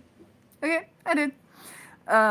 The other facets of it is to say, well, why not put it in my manifestation to build a better real estate company and to build better, more ethical housing, and to see, okay, how can I be wealthy enough to accommodate for that? How can I be the person who does something different? Okay? But these are just the polarities that you see in the seventh house, but also in the eighth house. Okay, who are my partners? Who are the people I share wealth with? Um, so in the global family, okay, with Venus in Pisces, one person will value things differently than the other. Okay, one person, let's say you buy a foreign currency. Okay, then one person would say, "Oh, but isn't it dangerous? It's like the whole everything is going global. It's like why would you use cash right now and so on?" And the other person would say, "It's good to keep it's good to keep this money. It's good to have diverse portfolio. It's good to diversify your investment." Um, that's usually what would happen within a couple. Or one person would say, "Well, I'm trying to maintain the value of my money, so I'm buying strong coins." And the other person will say, "Well, the value of your money only increases after the coin is no longer in use. So you want to buy also some coins that are not as famous as previous coins because now they have artistic value. They can be in a museum, and or they can be sold as antiques or as something of historical value as a collection. And this back and forth that you have between people is actually contributing to your growth. To be able to accept, it's like you jump forward, okay, you jump forward, jump forward, jump forward. Here we learn also from people, seventh houses, friends and open enemies. So we learn not only from our partners, we also learn from our enemies. And then it's the important thing to learn the good things, not the bad things. You can learn from your enemies. You can be informed. Or you can learn, they do some bad things that they do, some good things that they do. Or your competitors, okay, some good things that they do, some bad things that they do. With Venus, it can be around liquid value or the concept of value being liquid. It can be about foreign lands, and there can be a danger of scamming. Okay, there can be a danger of scamming. Is this money good? Is this investment good? Is this bill that you got really the bill is really okay? Okay, did you get a something fake coin from the bank? Okay. Even when I was at the bank, there was given like the coins, the change that was given in the currency of my country, and one of the coins, it was not fake, but it was rusted. And I said, please, like, I know that this is not a fake coin, but please replace it because when I go to a business, they don't know that, that I got it from you. They can think I tried to scam them. And she was very elegant and she replaced it with no issue. Um, but those things can happen during these times, okay? Venus and Pisces. Like, and also how something looks. Like, I know this is probably not a fake coin, it's just rusted, but the way it looks, Venus, okay, appearance is also important because it's not only that it has to be real money, it also has to look like one. That's a big issue, right? It's important. Um, so even with the small things, right? She was not trying to she was not trying to forge me. Maybe she was trying to get rid of this coin. That's okay. Like it's not a fake coin, but she was like, okay. Um, and maybe she didn't even pay attention. Or it's like she drew it and it's like, oh, it's like okay. And that's just that. Um, but those kind of things of the liquidity of value and of the appearance, something has to look real, not just be real, but both be real and look real. Okay. This is also when you're telling a story or when you're doing a business or you're having a pitch. um, and, and the appearance of something, Venus is the appearance of something, can tend to be mysterious, can tend to be liquid, can tend to be elusive. Okay, and there can be a tendency to nice sounding things. Venus is the voice. Okay, so the way something sounds like, the way something makes something sound like, somebody makes something sound like. Um, and what what what looks like a good deal, what sounds like a good deal, is not always what is a good deal. Venus in Pisces, she can either appreciate the value which is liquid, for example, say, well, my bill that I'm holding is not just, let's say, 50 pounds, but it is also the bill with the back picture of Alan Turing. It's also the bill that looks nice. It's also the bill that has value for this artistic value, even when the money is no longer in use. It's also historical value, um, and and and it's also the value of the energy, because Pisces is around energy, of this place. So let's say there's a country that you actually want to do change in energetically. So you can say, I will buy a coin from that money. I will invest in a coin from that money. And I will do energy work with that coin. Okay, I would bless the people. I would, this is important. This is all. This is all. What did I say, Lilith? Lilith is in Leo right now. Is my work interesting? Lilith, Lilith, Lilith. But this is a Venus wisdom on a Venus day. Lilith in Leo does deserve her own video. I'm just trying to get the energy. I'm trying to grasp the energy so that I can talk about it, so I can present that. Um, but yeah, Lilith in Leo is calling. um, and that's another facet of Venus in Pisces. Okay, the way your house looks like, the energy of the place, are things you're gonna spend money on. Seeing money as energy, seeing money as liquid. Okay, the liquid quality of cash flow. Think about the world. The world. Think about the world and its cash flow. Which countries have cash flows? Which countries are in debt, even though their coin is strong? So cash flow. Neptune also exposes the hidden facets of economy. I saw a person's, uh, I think he's half American, half Iranian person, has a vlog. He was asking which country do you think is the enemy of United States, the biggest enemy, Russia or China? And most people said China.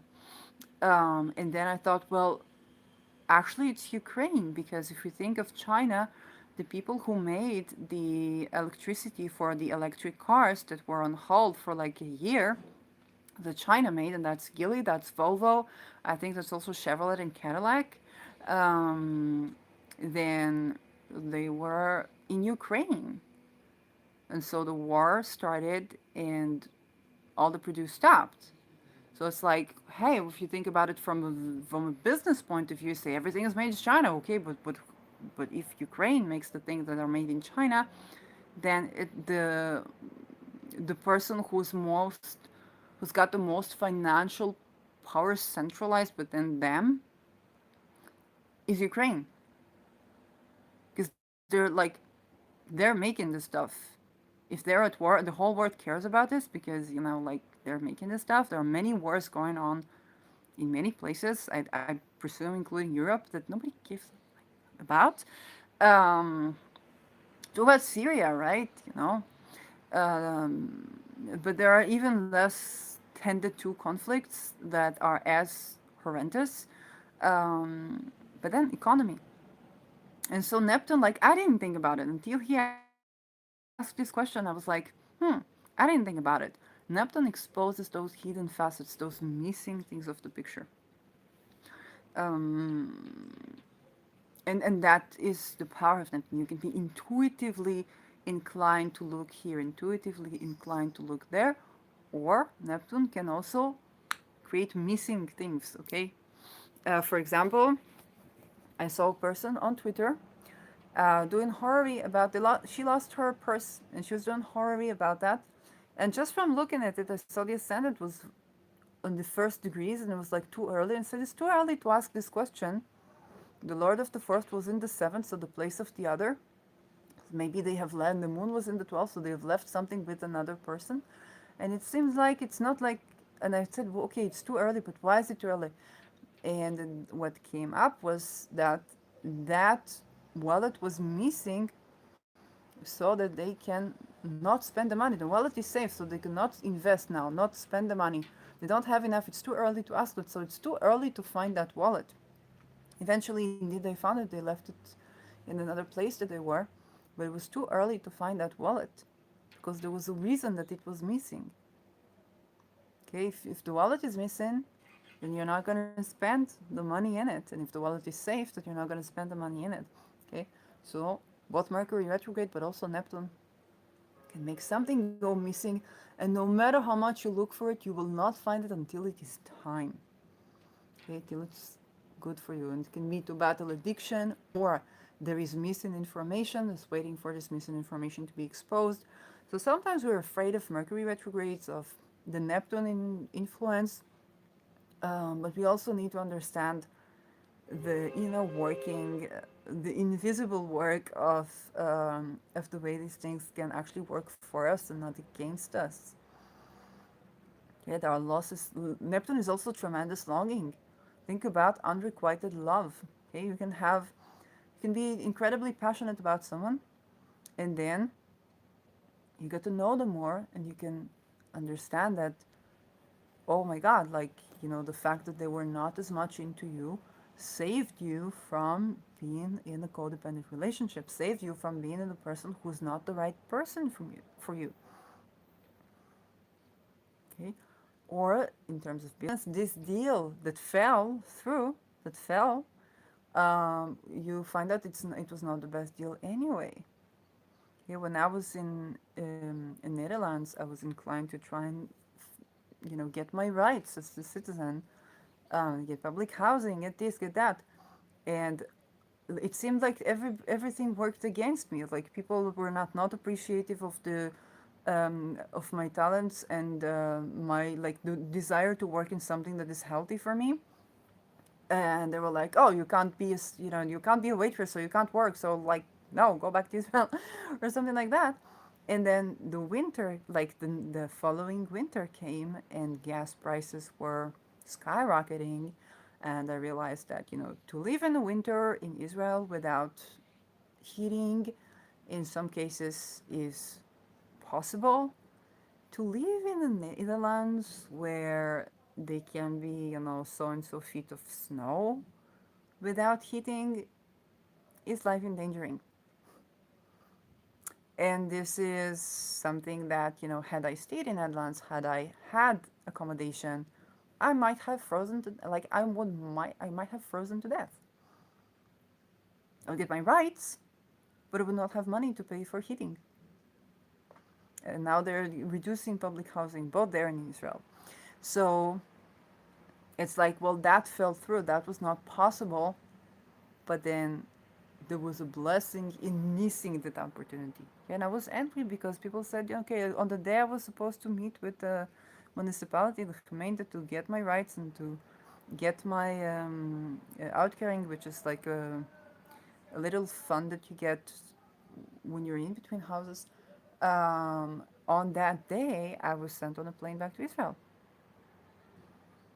And I was like, this is so angering. Like, why don't they give me the chance to get my rights as a citizen?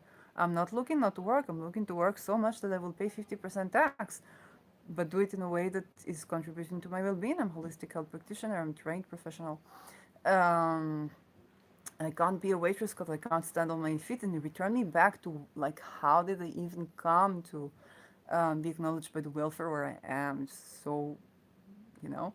But then I was like, oh, this felt like a great angering loss. But indeed, I was saved because here in Israel, the first thing I met, and it was March, it was the sun. I was literally, last week, I was literally sun dating in my own place, okay, where I'm living. It was like sunbathing at home, and I'm living in a place that people come from all of Europe to treat skin conditions. Okay, what skin conditions is Saturn. So this is another facet of Neptune.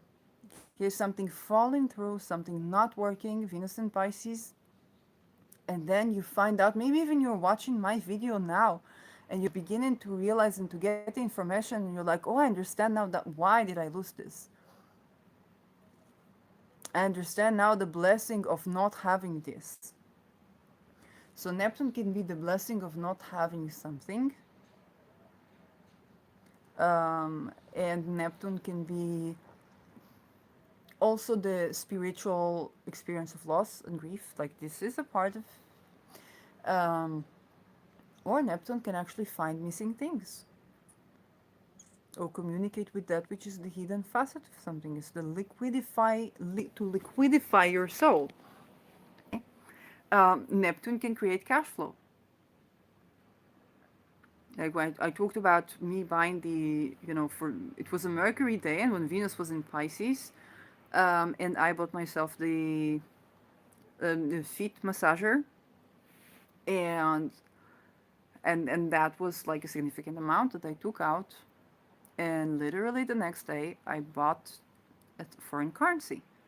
I actually put not Neptune but Pluto, and the minute I put Pluto, I was doing it intuitively. The minute I put Pluto, where I put my money, I was like, okay, this is scary, and then I was taking a sum of money, but then I was replenishing, not the whole of it, but I was replenishing it with something new, some transformation around the habit of acting, of working with something that I wanted to do for a long time was now coming to fruition. And now I'm like, oh, I did there's all these coins that I want even just to have as like like even if I'm not currently able to travel to these countries, I can have something of that country. That's a collection that I get education for. It's way more than saving the value of money. It's like wow, just so much more value than I expected. Um, and what did I buy? Something for my feet. Okay. So if you naturally, I have ascendant Pisces, and I know that working on my feet, I think I told the Do It by Feet story. Then this is something that contributes to my personal path, um, and that is only growing and growing and growing. Jupiter grows well from the sense of optimism. Pluto is rejuvenation, so rejuvenation of my relations with money, with commerce. Um, for me, it was life changing to see the picture of Alan Turing on the 50 pound, like the flip, the 50 pound. Um, Both because of the sexual orientation of Alan Turing, and because of his discoveries, of course, um, and the awareness of you know um, that's big. That to me that's valuable, very valuable. Um, there's the question of like the name of the streets and who should we name our streets after, whose face is going to be on our money, and when you have like a gay mathematician on the in Pisces, on the back of your money. um, this is in 2020, the bill was from 2020. This is very beautiful because Alan Turing was suffering a lot for his sexual orientation as well. Um, so those are things like unexpected value. Neptune can also be unexpected value in a way, by merit of its being so mysterious and so hidden, faceted. So like you didn't see that one coming. Um, and that can be by a change that you make that has hidden implications in ways. Okay, why would doing something with your feet change your fate?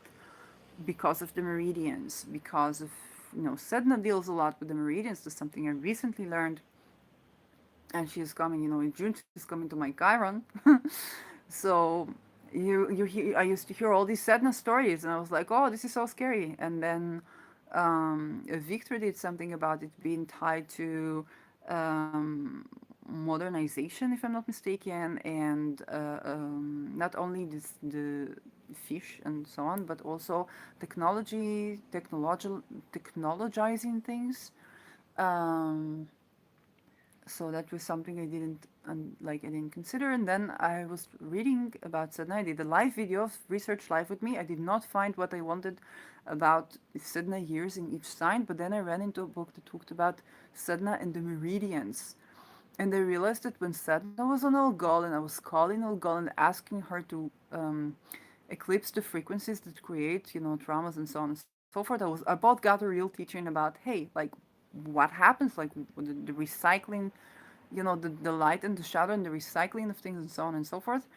And I was literally getting teaching about the meridians and how to feel them from my feet, how to feel this area, what area do I set my consciousness to concentrate on when I want this effect or that effect and so on and so forth. Um, and so that is how you just massage your feet and watch your life change by merit of Jupiter's the instinct to do good, okay, the instinct to make good decisions about your life, the instinct to invest in something that is long term for you, that's anyways going to contribute to your health and well being for long term, or at least set the intention for that to be, do what is in your power. Um, so when you talk about doing that, a lot of if you're a part of a partnership and you have, let's say, children, then there's this question of sacrificing for these children. Understand that the children see what both parents do as a role model. So if they see one person sacrificed for the other, the entire being, they can, let's say that they're closest to the person who the other parent went after, and they can see themselves in a relationship in a situation where, like, I do whatever I want, and then the other person is expected to walk my path, to sacrifice everything for, like, for my way, basically, in favor of the children. And then the children's children also see that as a model. Okay, if the child is more closer to the father, they will be the one sacrificing. So, do you want? Would you want your child to sacrifice themselves all that much? Okay, how would you want like you don't want to be non-compromising, but you also don't want to not stand for your interest. If we sacrifice too much, then we become unbearable. Then we're also not that much of a great parent because we lose our own lives. Okay, so yes, caretaking is tending to something, but we often find that it's also giving us a lot of joy, and we also need to caretake for ourselves. You think about the plane analogy that if there is an emergency, the parent put the oxygen masks on their own faces and then on the children so that they can save the children. If they don't save themselves, they can't save the children. So you need to think about yourself in this position and think about what are, from the many questions that are arising. Right now, there's an opportunity to find unexpected wealth, intuitive wealth, um, the wealth in energy, wealth in art, investment in art, finding value in art, having your art valued. Okay, selling your art, selling your paintings. Venus is quite isolated. Okay, so this is something to take into account. Okay, um, and she's hard aspect in Mars by sign, and I think now she's coming to hard aspect Mars like by degree, and so this is something to think about. Okay, one of the times that I was traveling public transportation, I sat next to an older woman. Like I said, I have Venus opposition in my natal chart, and she's applying to post Saturn, so it's a stronger aspect. And next to me sat a woman who is older, and it's in my third house, so she was living in my village, and she wore all red, and she was growing up in communist countries, and so she started giving examples of education. She wore all red. Her coat was red. Her gold ring that she wore was red. The gold red, and the purse red. Like everything. And the like only thing I noticed, she didn't do her polished her nails, like nail polish. They were very much arranged. Just no. So I was like, that's interesting. Like I wonder about that. Um, and we started talking, and she was an educator, and she started talking about um, her values, and then she gave China as an example of how to teach children from a very young age to be, competent and able, and so on and so forth. And I could not help but thinking about communist China, like how red this whole thing was. It was not just her clothes that were red, and you think about communist China as communist Russia as tied in. She was from Russian origin, as tied to Neptune. The Neptune Saturn was the dissolution of the Russian yeah, USSR. Thanks Dan Waits and S.J. Anderson for that. So that was so, it's not only that what she wore was red, but also the communist ideologies around education. Okay, it's not all bad. There are things that are great, even that you educate all genders, and that there are things that were not everything that you invest in art. Like one of the things that are very common to Russian culture is like even if you are poor, you always you will always go to see a movie and go to see a show. You're not priced out of that. And the difficulty is that the art has to comply with the regime, right? Um, but there will always be also contrarian like stuff. So not only the clothes were red, but the ideology, the belief system was red, right? Communist red. Um, and that I found was fascinating. But also, Mars is the color red. So red clothes. So in a way, that was the two energy of Venus and Mars working together, and almost like a remedy. Okay, because I was driving public transportation. My natural Venus is in my eighth house, and it was also the day where there was a risk of flood. So there was a rain and there was a risk of flood. Okay, Venus and Pisces flood. I was driving from the Dead Sea, then going to Beersheba, and then going to Iran, then going to Beersheba, and then she joined in. So that was like in the aftermath of the risk of flood. I wrote, I met an old lady wearing everything red and talking about ideas from communist Russia and communist China. Um, just sitting next to me in the public transportation. This was like so astrological. I said I'm going to do an astrological delineation of my vacations. Um, so pay attention to the Mars aspect in Gemini. Mars in Gemini is having to decide between two things. Okay? Mercury in Mars sign, or Mercury in Aries, more to say, not necessarily Scorpio. Because Scorpio is narrow and deep, Aries is the innovator. So Mercury in Aries is about somebody gives you two options, you make a third option. Okay, you create something new. You create a new form, new path of action. Okay, even if I look at my feet, I have Pisces ascendant, but my Mercury is in Aries, and it's in the second house. My feet are constructed in a way that's like, I'm not going to show my feet here. It's not a feet finder video, but they're constructed in the element of fire. It's very evident there, water and fire, and that is a path maker. And I have a lot of water in my chart, and um, the path maker, and I have my midheaven in a fire sign, in Sagittarius, and the path maker is a person that paves. Their feet just pave the road. You don't have it laid out for you. You make the road. You make there's a juncture, and you go straight. Okay, the road less taken is a poem that I was quoting over and over and over and over and over again, but in here is the road not taken. Okay, you pave the path. Um, So that's another, like, this is something to remember. If it's Mercury in Aries, you create a third option. If it's Mars in Gemini, you decide between options. Okay, you have two options.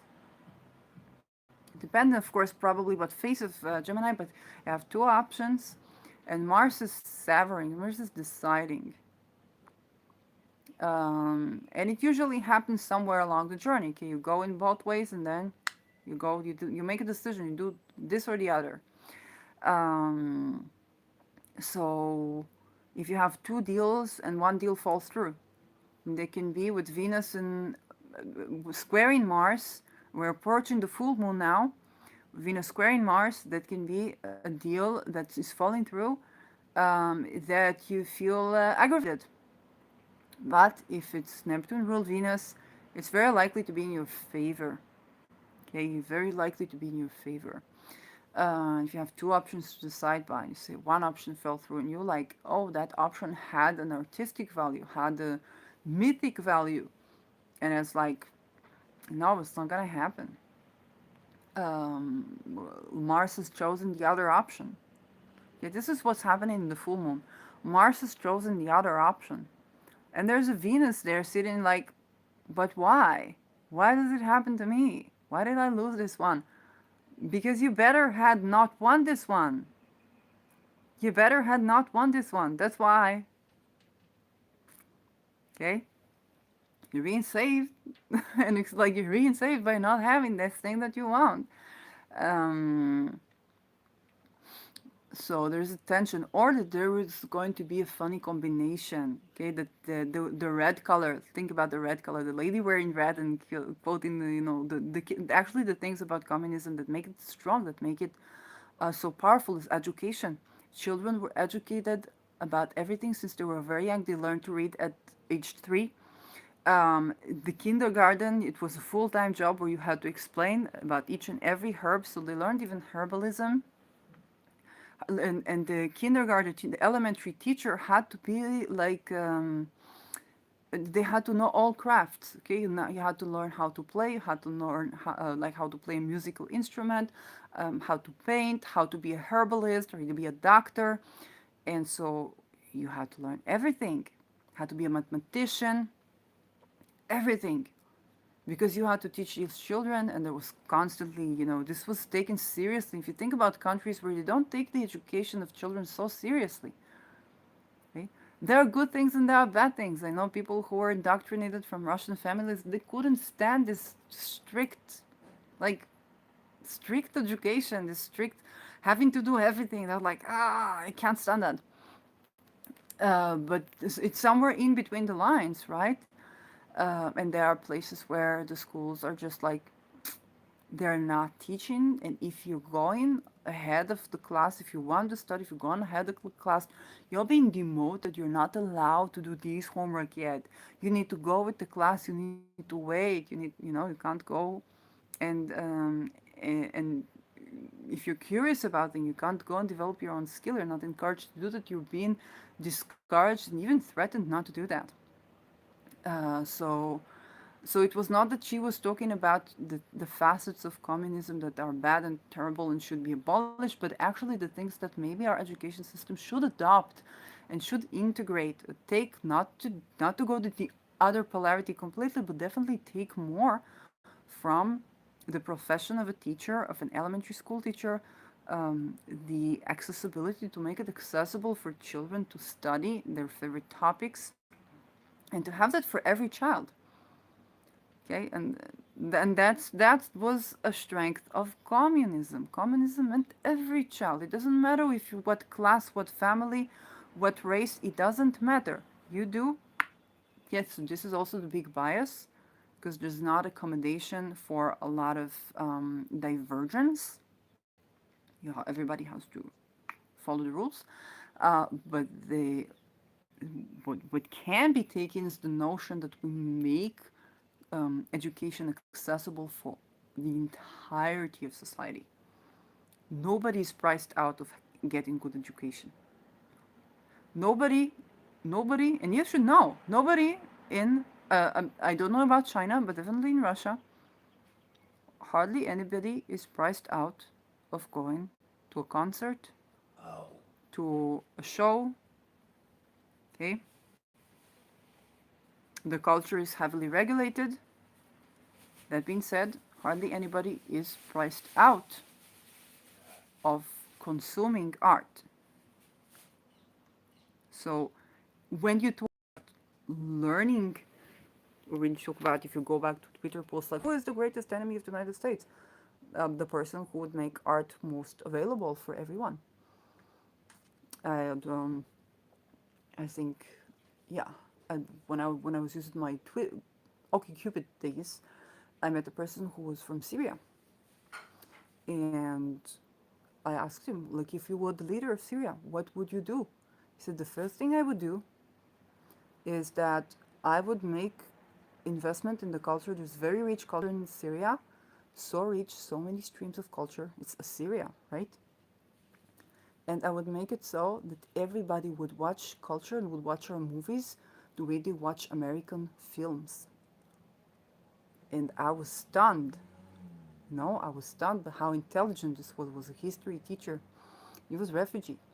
And I was so stunned by his intelligence and how correct he was because, I speak in English. I didn't set foot on the land of the United States. And yet there are things that I know that because I was exposed to culture, because, if I'm on Facebook in Israel, I would get investment for Section 8. I go on YouTube and I understand what Section 8 is. I go on Google and I understand what are the rules and regulations. Um, so, like, hey, wouldn't you want to know that, right? We can exchange that information in English. So, how correct it is to think that when nobody is priced out of having culture and when everybody watches the movies, when everybody watches, then you got the control about the subconsciousness of humanity. Not the conscious. You don't preach to people, okay? You show them the scene in the movie. There are things that everybody who's not American, who's been watching American films traditionally, would know about American culture without setting foot on America's land. Okay, and he said, I would want the passport of my country to be so sought after that people will do everything to get the passport of my country. Okay, so that's privilege. And this is something, Venus in Pisces accentuates the value of art and also the freedom of speech. Okay, what was the weakness of a lot of controlled regimes? Doesn't matter, communist, not communist, controlled regimes and control over the artistic speech. And the big problem, was the escape of the great minds. There would always be, undercurrents. And then when you make it not allowed to talk about, then people want to hear more. They lend an ear, right? Um, Whether it's a good thing or a bad thing. When you make something like you're not supposed to say that, you're gonna say it anyway, right? There's something very difficult. Because sometimes what you're not supposed to do is actually what you're supposed to do. But sometimes that not supposed to is actually something good, like you're not supposed to humiliate people. And then you tell a child, it's not beautiful, you're not supposed to humiliate people. And then all they're going to do every day is to humiliate people. Okay, so it's like a trick to how to explain that in a way that the message comes across without triggering the rebellious streak for reasons that are actually not beneficial. Um, another, yeah, another facet on a mundane level, um, is again this talks about value the economy of Neptune ruled or Pisces ruled countries. Um, so yeah, I can think about on a mundane level. It's like, oh, I've been exposed to the facet that made Russia such a strong force in the international arena, or even from the USSR days. And I met a person who was from Cream and said, I'm from Russia, and I just took a note of that. Like, I took a note of that, um, and how powerful this indoctrination is, and and how powerful were the things that made communistic regimes so strong and so powerful and so prevalent, even as they call themselves democracies, right? Um, we need to understand the strength of something before we come to change it. So A, we will not throw the baby with the waters, and B, we can understand how something took on such a great force. How did something come to be? From Saturn's perspective, it's the genealogy of things. From Neptune's perspective, is understanding the truth value. Because Neptune, Jupiter, right? The truth value. Um, and what are they doing that is actually true, that is actually something that we can adopt. I don't remember if it was I think it was the Babylonian Empire, that as they would conquer people, they would learn from each one. They would not just exterminate people, but they would learn from their costumes, from their cultures. It was very much like the Babylonian, math story. Like, they conquered somebody here, and then these people had value to bring. And so this is also good diplomatically, like, we're coming to learn from you is a lot better a position than we're coming to teach you, colonialism. Um, and when you think about it, you can, I think you can go nearly everywhere and say, I'm coming to learn from you, and you'll be accepted. Like, people are happy to teach. Like, I'm so curious about your land. I'd really like to know more about your land. Sure, come visit us. Oh, but I have this difficulty and I have this difficulty. It's like, it's gonna be solved. Like, come in, come learn from us. And this is so smart. And that's such a way better way is to learn from people than to try to teach them. And another thing is that they would become wiser. They would become more powerful. They would become more potent, because as they would go along and they would expand the empire, they would not put people in position of, I mean, surely they would put in position of fear, but would not be dogmatic about the way they go about things, but they could adjust, they could learn, they could grow. And so they became a strong empire by that merit. If I'm not mistaken, it was Babylonian Empire. Um, and so this merging, blending, adopting, that's half mercurial, but with Neptune, the merging part is very much Neptunian.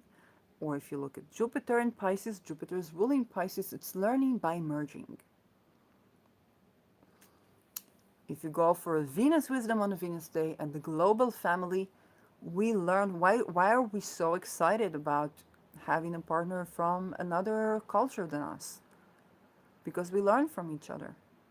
You can, even to the smallest details. You call it this way, I call it that way. Oh, we learned two words to call this phenomena. Are these words exactly alike? What is alike? What is different? Okay, in this polarity of having both a sense of connection and a sense of oneness through something that's completely contradicting is so exciting, so erotic. Okay, on every level of being, whether intellectually, physically, energetically, and so on and so forth. Um, and that is just the fascinating gathering of information by merging. And so if you look at yourself, if you're now in a couple situation, try to look at it. If problems arise right now, or problems are to be solved right now, this can be a great time to solve certain problems, because Venus is exalted, although she's isolated, and there is the issue with Mars that you need to think about. So it can be a good time to learn from conflicts, what the conflict is sitting on. Okay. Why are you and your partner are in conflicting opinions about so and so? And usually, if I take on Victor's teaching, you will find the eighth house of your own chart being portrayed by the other and the sense of the otherness. What is this person showing me? Okay, I can say for me, I would look at people and ooh, whoa, this is yeah. No, I would look at people. Oh, what else? Yeah, it's not really working. And as I would look at people, I had one of the conflict that I had in 2007. This very um, tremendously destructive, but also revolutionary connection that I had with this person from abroad. He would speak in people. I would speak, being Israeli, in I, and he couldn't stand that. And I couldn't stand that he speaks on people and that he doesn't know people and he speaks for something other than his personal experience. Like how can you say something general about society? You can only speak for yourself. Like how can you attempt to say something general and you say something also about me and I tell you no, I'm not like that. And you don't listen to me and that something has to do with my sexual boundaries, huh? You know? And that was a source of conflict that became later a source of trauma and the confusion of the languages, not from Francis' point of view, um, but the confusion of the communication styles and the implication of the communication. So, on the other hand, I would ask why. So, if something bad happened to me, I would ask, why is this happening to me? And then he would ask, how? So, if something bad was like, how am I getting out of this? How am I doing something better? And this was something that I learned. It was so important for my growth and revolutionized my life. So I got sexually traumatized by this person, but also on the cognitive level, I also had been introduced to the kind of questions that would help me to get out of this. This was a very funny circumstance.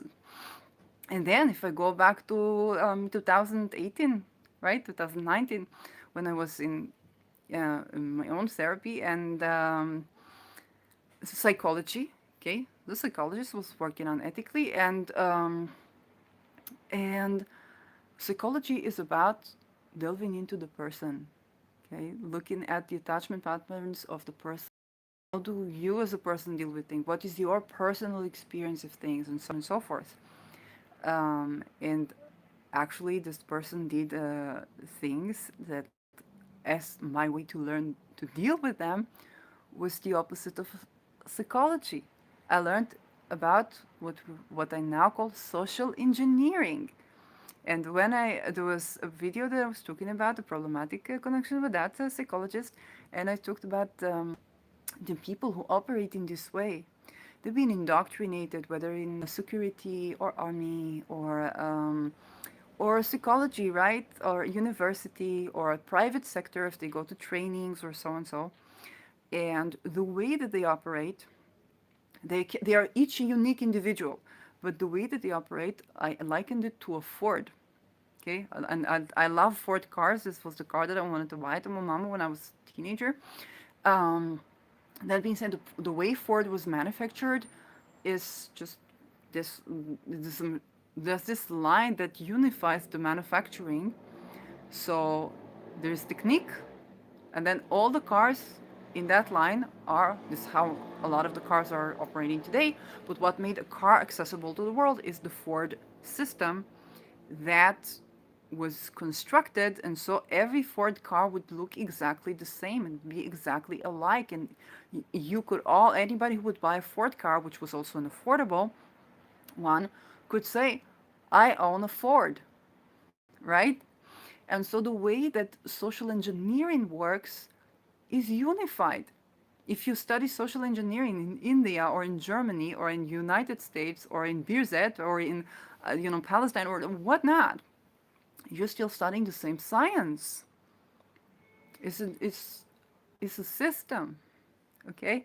And so it is so funny that from arguing in favor of looking at people, like don't tell me, I'm sorry, looking at individual people, like don't tell me peoples. If you go to my 2007 conflict, don't look at people. Don't tell me society, people. So it doesn't tell me anything. Tell me about yourself. Tell me, I'll tell you about myself. Then we can get to know each other. I cannot know, or like, for example, I cannot know about men. Like if he hurt me, I didn't say, "Oh, men are terrible." I cannot know anything about men. And also, unfortunately, he did not hurt me because of me. Okay, he was hurting me because he was hurt by a woman, and then he was beginning to do that the same thing to in his all his relationships or relational patterns. Okay, um, there's the German word zwischenmenschlich, so between people. So it was not like something personal with me, right? So whenever he would get into so and so circumstances, there would be a pattern that's setting. This is true for all of us. But I could correlate how saying everything is about people and people and people came to being so that you see you get a relationship with a person, then you get hurt by them, and now you say all women are like this, women are like that, men are like that, people are like that. Um, Whereas if I would get hurt by you, I wouldn't think that this is, I wouldn't liken you to a Ford car. I would liken you to you. And so I would not expect the next man to treat me the same. In fact, I would go out and date.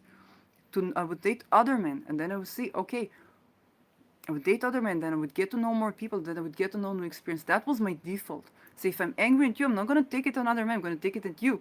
But then, unfortunately, I took the anger of an outer planet, because it's a transpersonal planet, on a single person. Okay, which is also something that is not like, I can't say I repent because I didn't have anything else to do. It seemed like the wisest option. And there was also a person that I met who told me I was hurting women until one crazy woman went and did, went all this far and did all these things, and then I stopped it. In retrospective, I think he was fooling me, but that other person like paid the price. And I doubt that it contributed to his growth or he stopping to behave like that. It was just probably something that I did was no. But that was me not wanting to take baggage on other people, right?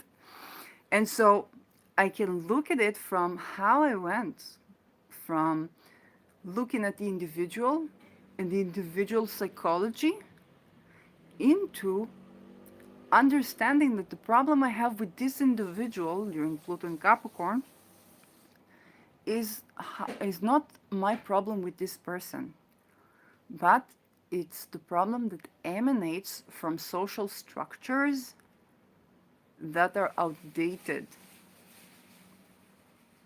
And so if my psychologist was trained in an academic institution that would get the funding to study the psychology of people in favor of social engineering in time of war and in time of conflict. And now this person is treating childhood trauma, deciding which children will be taken from their parents and which not, and so on and so forth. He is a product of the system that educated him. These are the ways for him to make money and support his children, which can be taken from him by the welfare by his own indoctrination. Okay, so this is how these things operate. And say, why waste my anger on a single person? Well, it's a stupid thing to do when it's like taking your anger at Ford on a Ford car and do vandalism. Like, no, no. For the Ford cars, like, are Ford cars.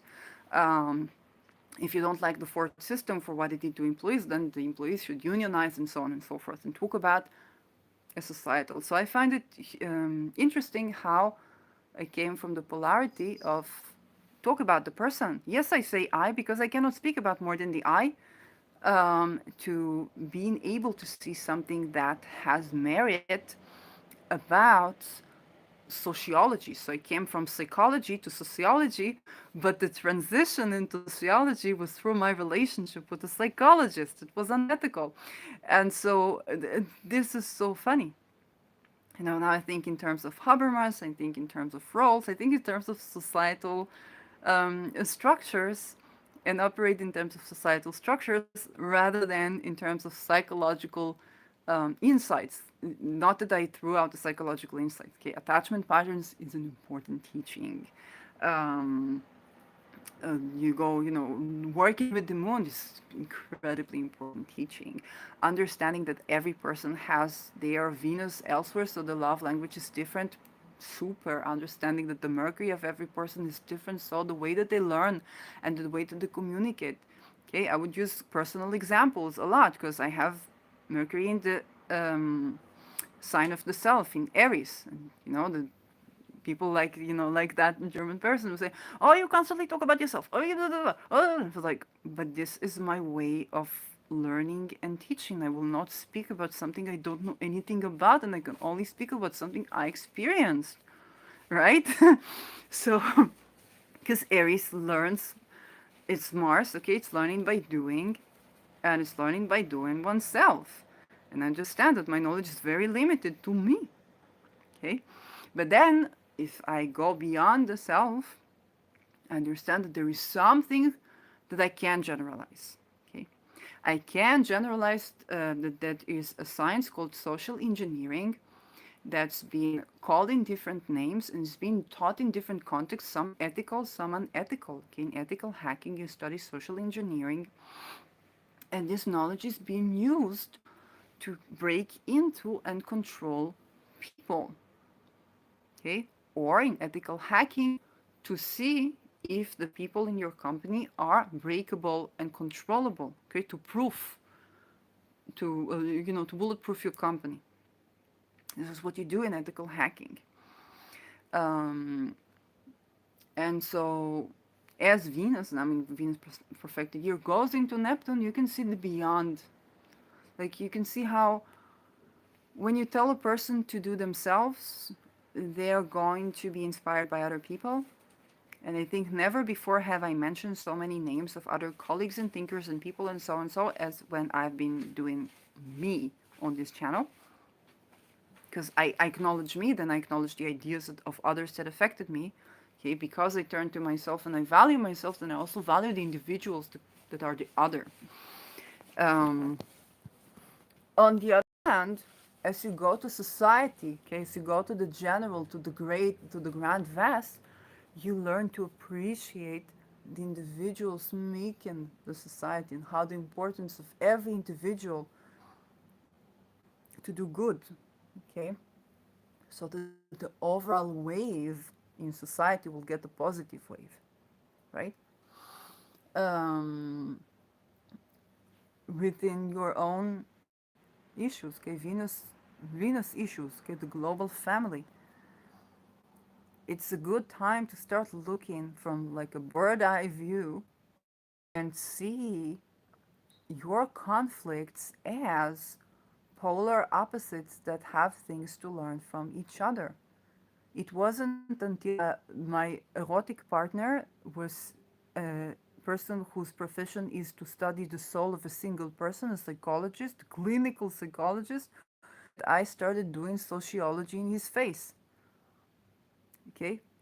Because the polarity was so extreme that I started thinking the political sphere, the mundane sphere, people, and so on and so forth. Like the personal became the political and it became a social structure. Okay, it began in academia, but then it fully bloomed into me being polar opposite with the person who's doing psychology. And I was like, oh, this person is doing so much psychology, opposite, and this is sociology. And, yeah, and that was unexpected. So yes, he was doing things that were tremendously terrible, but I can also look and see the polarities, okay, this element of the polarities and how it operated in things that are not life and death, okay. You can also see how there is a polarity and how adjusting to a part of the polarity of the worldview of the other, or seeing what is true there to you, can be very supportive. Okay? I was living 5 years with a person who believed that we should close welfare. We should close welfare. And I got my funding thanks to welfare. Okay, I was working in the best positions and money didn't meet ends until I was tackling, I was saying, okay, like let's tackle you know, I was not acknowledged for the physical issue that I had, and then it went to a mental crisis, and then I was acknowledged. Um, and there's a whole story around that, and I talked about that too. But the thing was that it was very difficult for me to hear these words because for me it was like, hey, that's like I don't know where would I be if I didn't get this and so on and so on. So, but two things happened. One, this person became a state worker. State worker is not somebody who's like, you could be working in research, and that research is just funded by the state. And he had upheavals in the elections, so many elections. He was waiting for the budget, so he was waiting for his money. Okay, so he became aware of how important it is for the state budget to work in favor of the people who need to rely on the state. He became reliant on the state. Okay, he became reliant on the state, and as I was venturing to trying to elevate my business and to grow out of having to be supported by welfare, um, then the scary things of that, I was exposed to all the things of where my tax is going and how I had to try to find a solution, a winter shelter in another country because it was so dangerous to be in only women winter shelter in Israel. And it was like, oh my God, okay, this is something I need to tend to. This is a part of why my business is not growing. These are the things holding it back.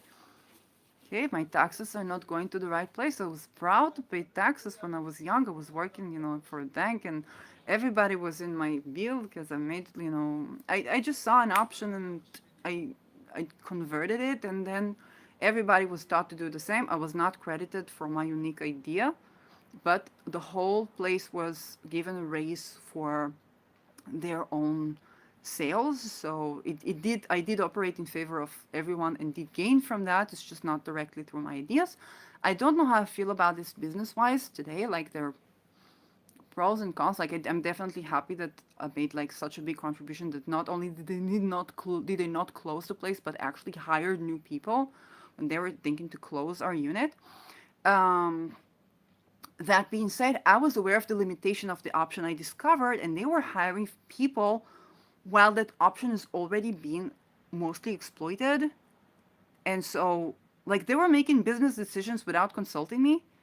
And I'm the person who came up. I found this option. I can tell you the limitations of the sector of these options, and how big is the sector of these options, how big is the wealth, and you're hiring two new like two new units of people, not two people, but two groups of people, and training them and spending money on that when the options that I found were had been exploited, and you cannot use the script that I did for the next groups. Like, wouldn't it be nice to talk with the person who created this option and credit them for what they did and receive the honest appraisal for the financial potential of this option, and not, you know, having to get into all kinds of legal implications, which the company probably did get into, as they were trying to force in things that were no longer valid. And I left because to me it was like, I'm not staying here. Like it's not operating wise. I'm not staying here. I can't do my job. Um, and I was okay.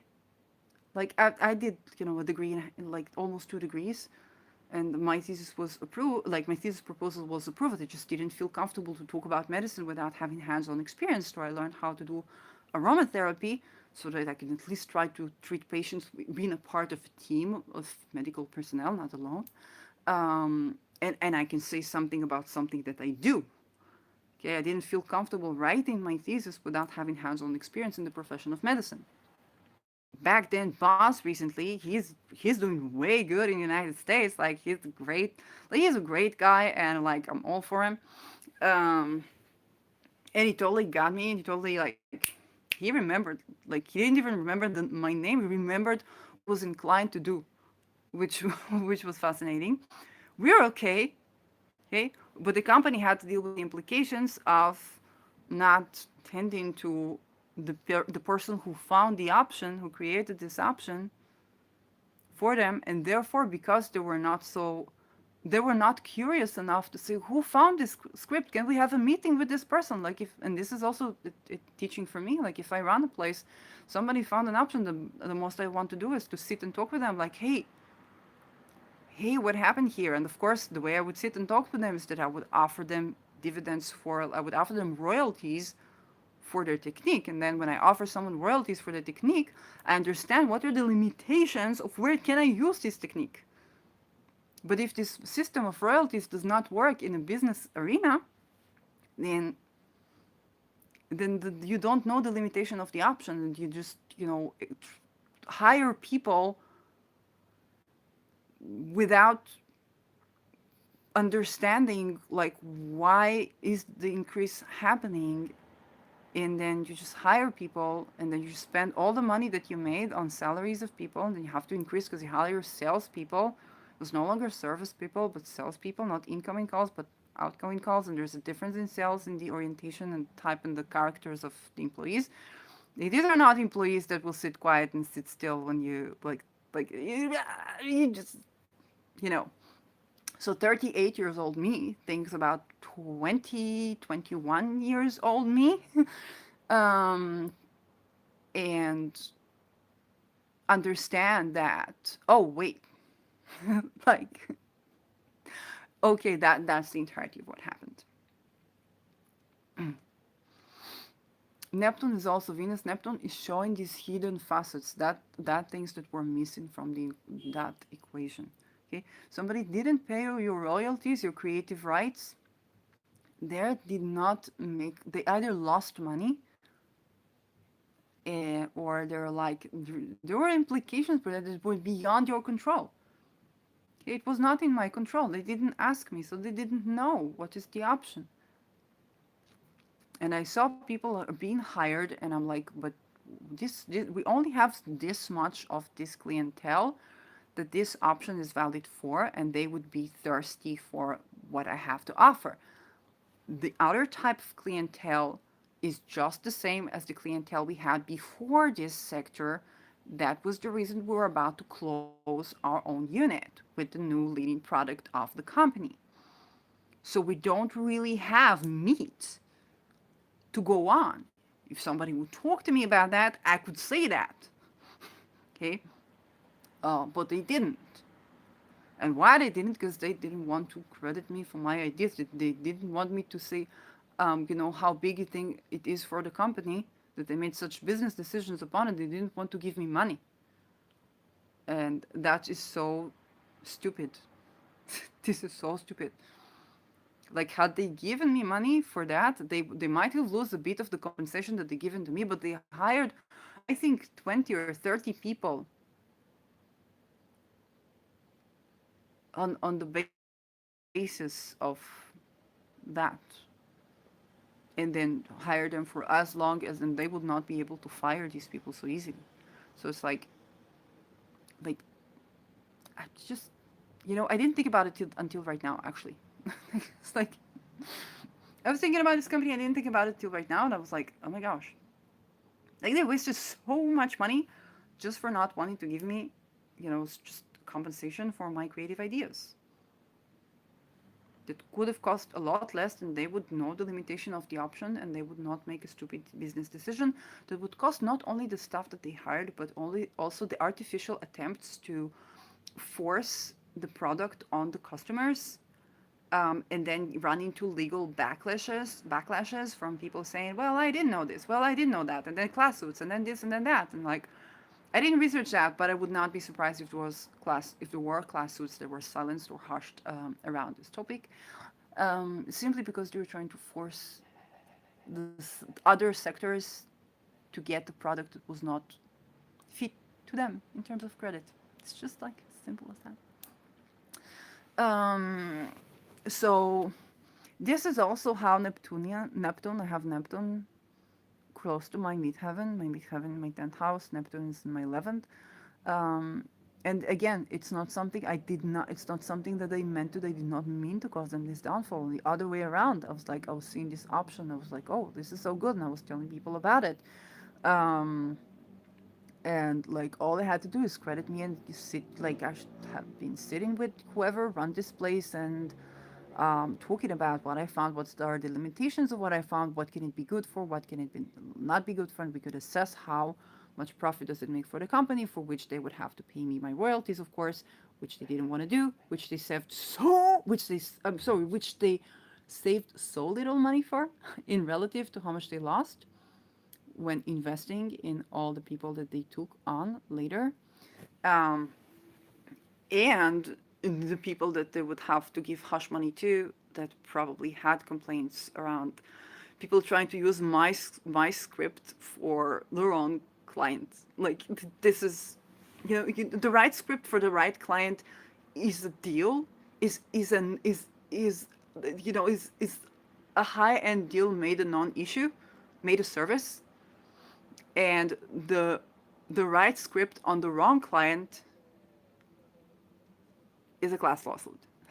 so um, so it's like, oh damn, now Venus being inside in Neptune, I have Neptune um, in Capricorn, which is banking, and I'm like, oh shite. Like again, and it was not something that I try to deceive anybody or like, no.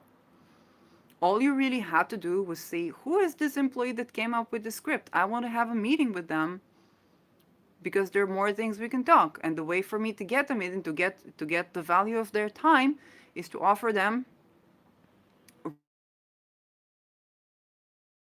used, or to offer them dividends, okay, the royalties, and that means dividends for what it makes for the company. And now they're willing to meet with me, and then when they see I appreciate their job, they're gonna see that they're gonna get even more money if they're gonna give me even more ideas. Okay, this is how you operate with a person. Like this is how you sit with the person who comes and do this thing for your company, and then you can also get a realistic appraisal of how many people you should hire, because you think, oh, this place is making, like, this unit is making so much money, we're thinking to close it, now we're thinking to hire new people. It's like, are they making this money? What sectors are they working? Can they continue to make money? I could speak. I would tell you exactly. Okay, tell me how much people we got. This is the percentages that we've been doing with the sector. I know to tell you what was the secret with the sector and why is this secret not applicable to other sectors. And then we can come and think together. Okay, well, maybe we can think together with our clients. Maybe with some project that I can do about a recent market research. Like how can we make a bank that actually makes money with the client and not in the account of the client? Oh wow, when that sector was available, I was the one who found it because this is how I make business. And so I know the limitation of that sector. Who more than me knows, right? But you didn't speak to me. So you lost money. Way more than the money that you would pay me. You lost. Way more. Okay? You're still pushing this card and still getting people to class suit and still, like, in Hebrew we call it shitat matzliach. It's just like you try a stunt, and if you're successful you try again, and this stunt is not ethical always. So yeah. Um, so you can have those ventures. Um, if I try to think about polar opposites, then I think that one was actually, yeah, it was something I would need to give more time to consider. And another thing I can think of, that was a credit card company, and I was not using credit cards because I didn't see a reason to. I was a private person, did not have a business back then, and I did not know about credit scoring. The only people they would teach about credit scoring is the people who would do risk management. And so if I did not know about credit scoring, there would be no reason for me to use a credit card. Because I was like, I was thinking to buy a house in cash. That's the way it should be. You should buy a house in cash. You should buy a car in cash. You should buy a land in cash. Um, I did not see reasoning to use credit for things that you purchase. Purchase. And so, had they explained to me the way credit score works, I would have, I might have used credit. Like, I might have told my mama, this is the credit card. Everything you buy with this credit card, so your daughter can get a house. Okay, this is the credit card. You pay your rent with this credit card. You pay your taxes for your car with this credit card. You do everything you need with this credit card. Okay, think about the sugar daddies that give credit cards to their like sugar girls, or the spouses to give credit card to the spouses, and they're like, oh my, they waste so much money. They waste so much. It's like they earn you credit score. They earn you credit score. Like that's why sugar daddies are sugaring. Like you earn them credit score while being their sex work at the same time. Um, which again was like it was like completely. I have Libra in the eighth house. Okay, so sex work is a lot to do with Libras, like trading sex. Um, I have Venus in Taurus natally, and this is my third house. And Venus in Taurus is about valuing your sensuality, so valuing my own sensual pleasure, and sensual pleasure is a love language. Okay, the person to sensually please me as a proof that they like me, that they enjoy being around me. So of course, like it's not like if you want money in exchange for that, so like what's the issue?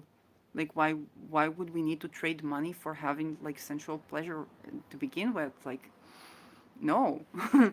um and so and of course there are aspects for people that are sex workers that also have Venus and Taurus, as I'm sure, but um the Libra is in my eighth house. So the concept of sex and trade is something that is hidden for me. And actually, after what happened to me in academia, I was exposed to people, to discourse between sex workers of women who were supporting decriminalization and changing the work ethics. Oh gosh, this is nope. And women who were supposing criminalization of prostitution. So I was just listening and observing because this is in my eighth house. It's something that I have.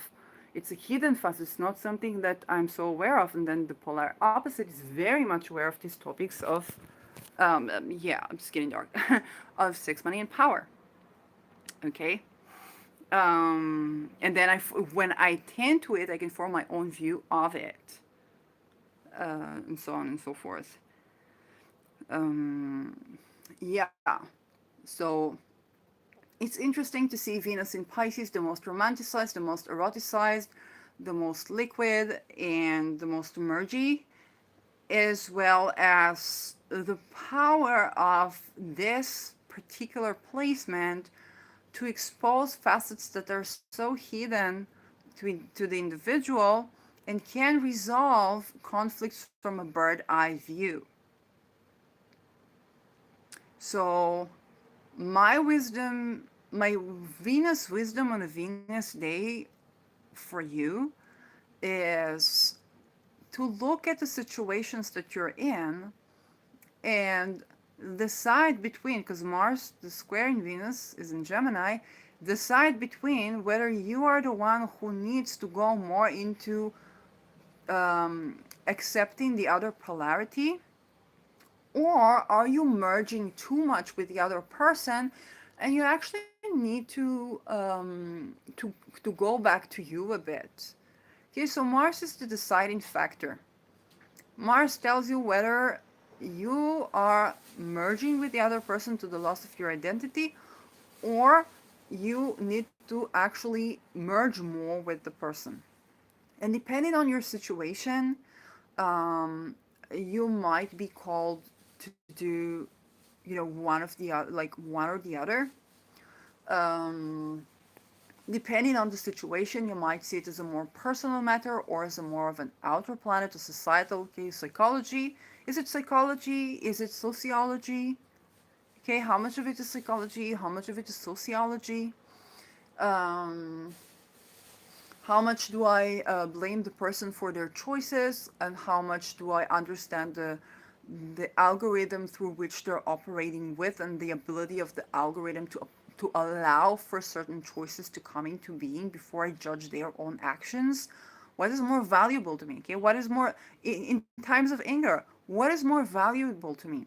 To be angry at my partner and understand that other people are nothing like my partner, and to go on seeing new people, or to understand the ways in which my partner's behavior is in the zeitgeist of the social construct that they are being born into, and to understand that there's a social change required for me to have that erotic, romantic, spiritual relationship, Venus in Pisces, that I so long to have.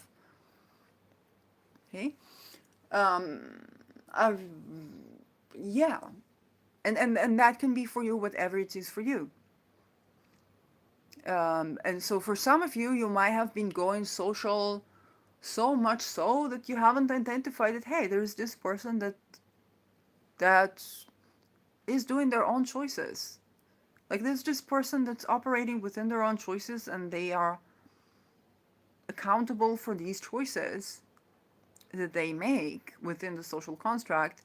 Or alternatively, like, hey, I've been judging this person quite a lot personally, but when I think about it, they are be like how would they from their point of view make ends meet from their like with the tools that they have, and what is done on a societal level to allow for people to make better choices for themselves easier.